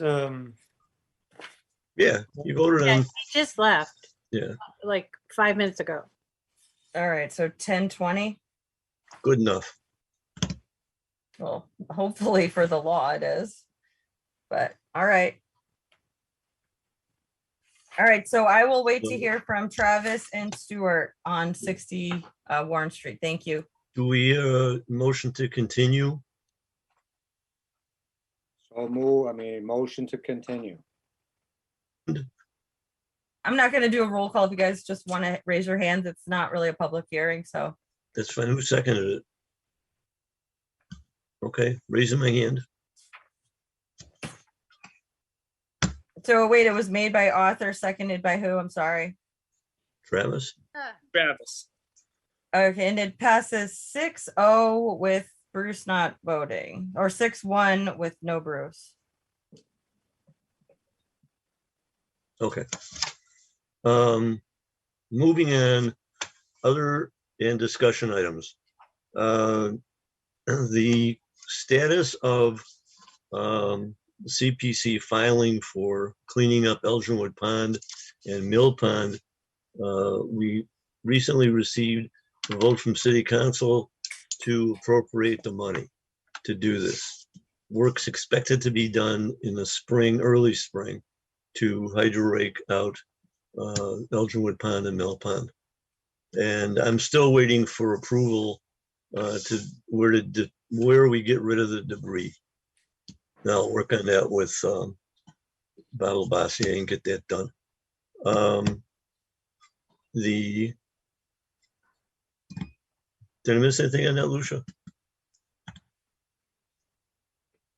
Yeah, no, CPC, we're gonna be moving on. We still need the mayor to sign the contract with Solitude, and then they need to file a notice of intent, and then Okay. you guys will vote on it and get the presentation and hopefully add a bunch of conditions this time around. Well, I want to see if we can get the NOI with conditions done in January or February, because you want to start work in March or April, that we need that time. Correct? Mm-hmm. I would think it's gonna be like the spring, but It'll be the spring, but so is March, April. But I need all the paperwork done before that. yes, agreed. I would like to get everything done ASAP. Yeah. So we're just waiting for the mayor to sign the contract, and Okay. then Solitude to Do the submit NOI. an NOI to the Yeah. commission, and the commission to vote on it. Right. And then, that's where we can also talk about the refuse from the dredge, or from the hydro raking and the mechanical harvesting. Correct.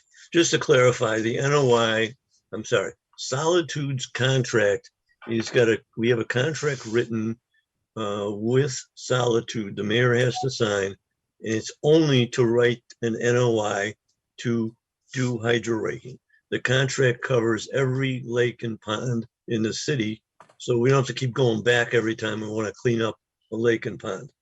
And the mayor should sign that, and Solitude will then write the NOI and get it to us. And then we'll start motion. But I'm going to push to get them to do this I got to have the NOI done by November. Waiting longer is ridiculous. And Lucia is going back and forth with Solitude with all kinds of conditions that we want to see. So that's where we're at. Any tree requests, Lucia? No. Approval of the minutes from June 16 and August 4. So a motion to approve? Move to approve. Second, Second. raise your Okay. hand. Good enough. Motion So is that, everyone raised their hand, obviously 6-1, no Bruce. Right. I'd say motion to adjourn, but I'd like to say that we did this in 2 hours and 30 minutes. Not bad. 3 hours. 3. What time zone are you Three. living Okay, in? 3 hours. 3 hours. Standard time? All right, but make a note. The first time I did this is 3 hours and 30 minutes, right? Okay, All right, My- what, motion to adjourn? Yeah, well, So moved. Second.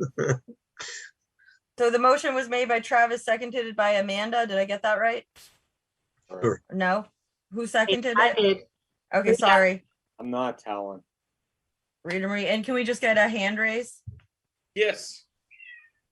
All right, great. So 6-1, no Bruce, 1029. Thank you so much, Lucia. Thank you, everyone. Lucia. Sorry about all the issues I had and the hackers Oh, I let hey. in and. It wasn't your fault. Well done. We'll see you in 2 weeks. All right, See you thank you, in 2 PAT. weeks. Okay, thanks, PAT. Thanks, everyone. Good night.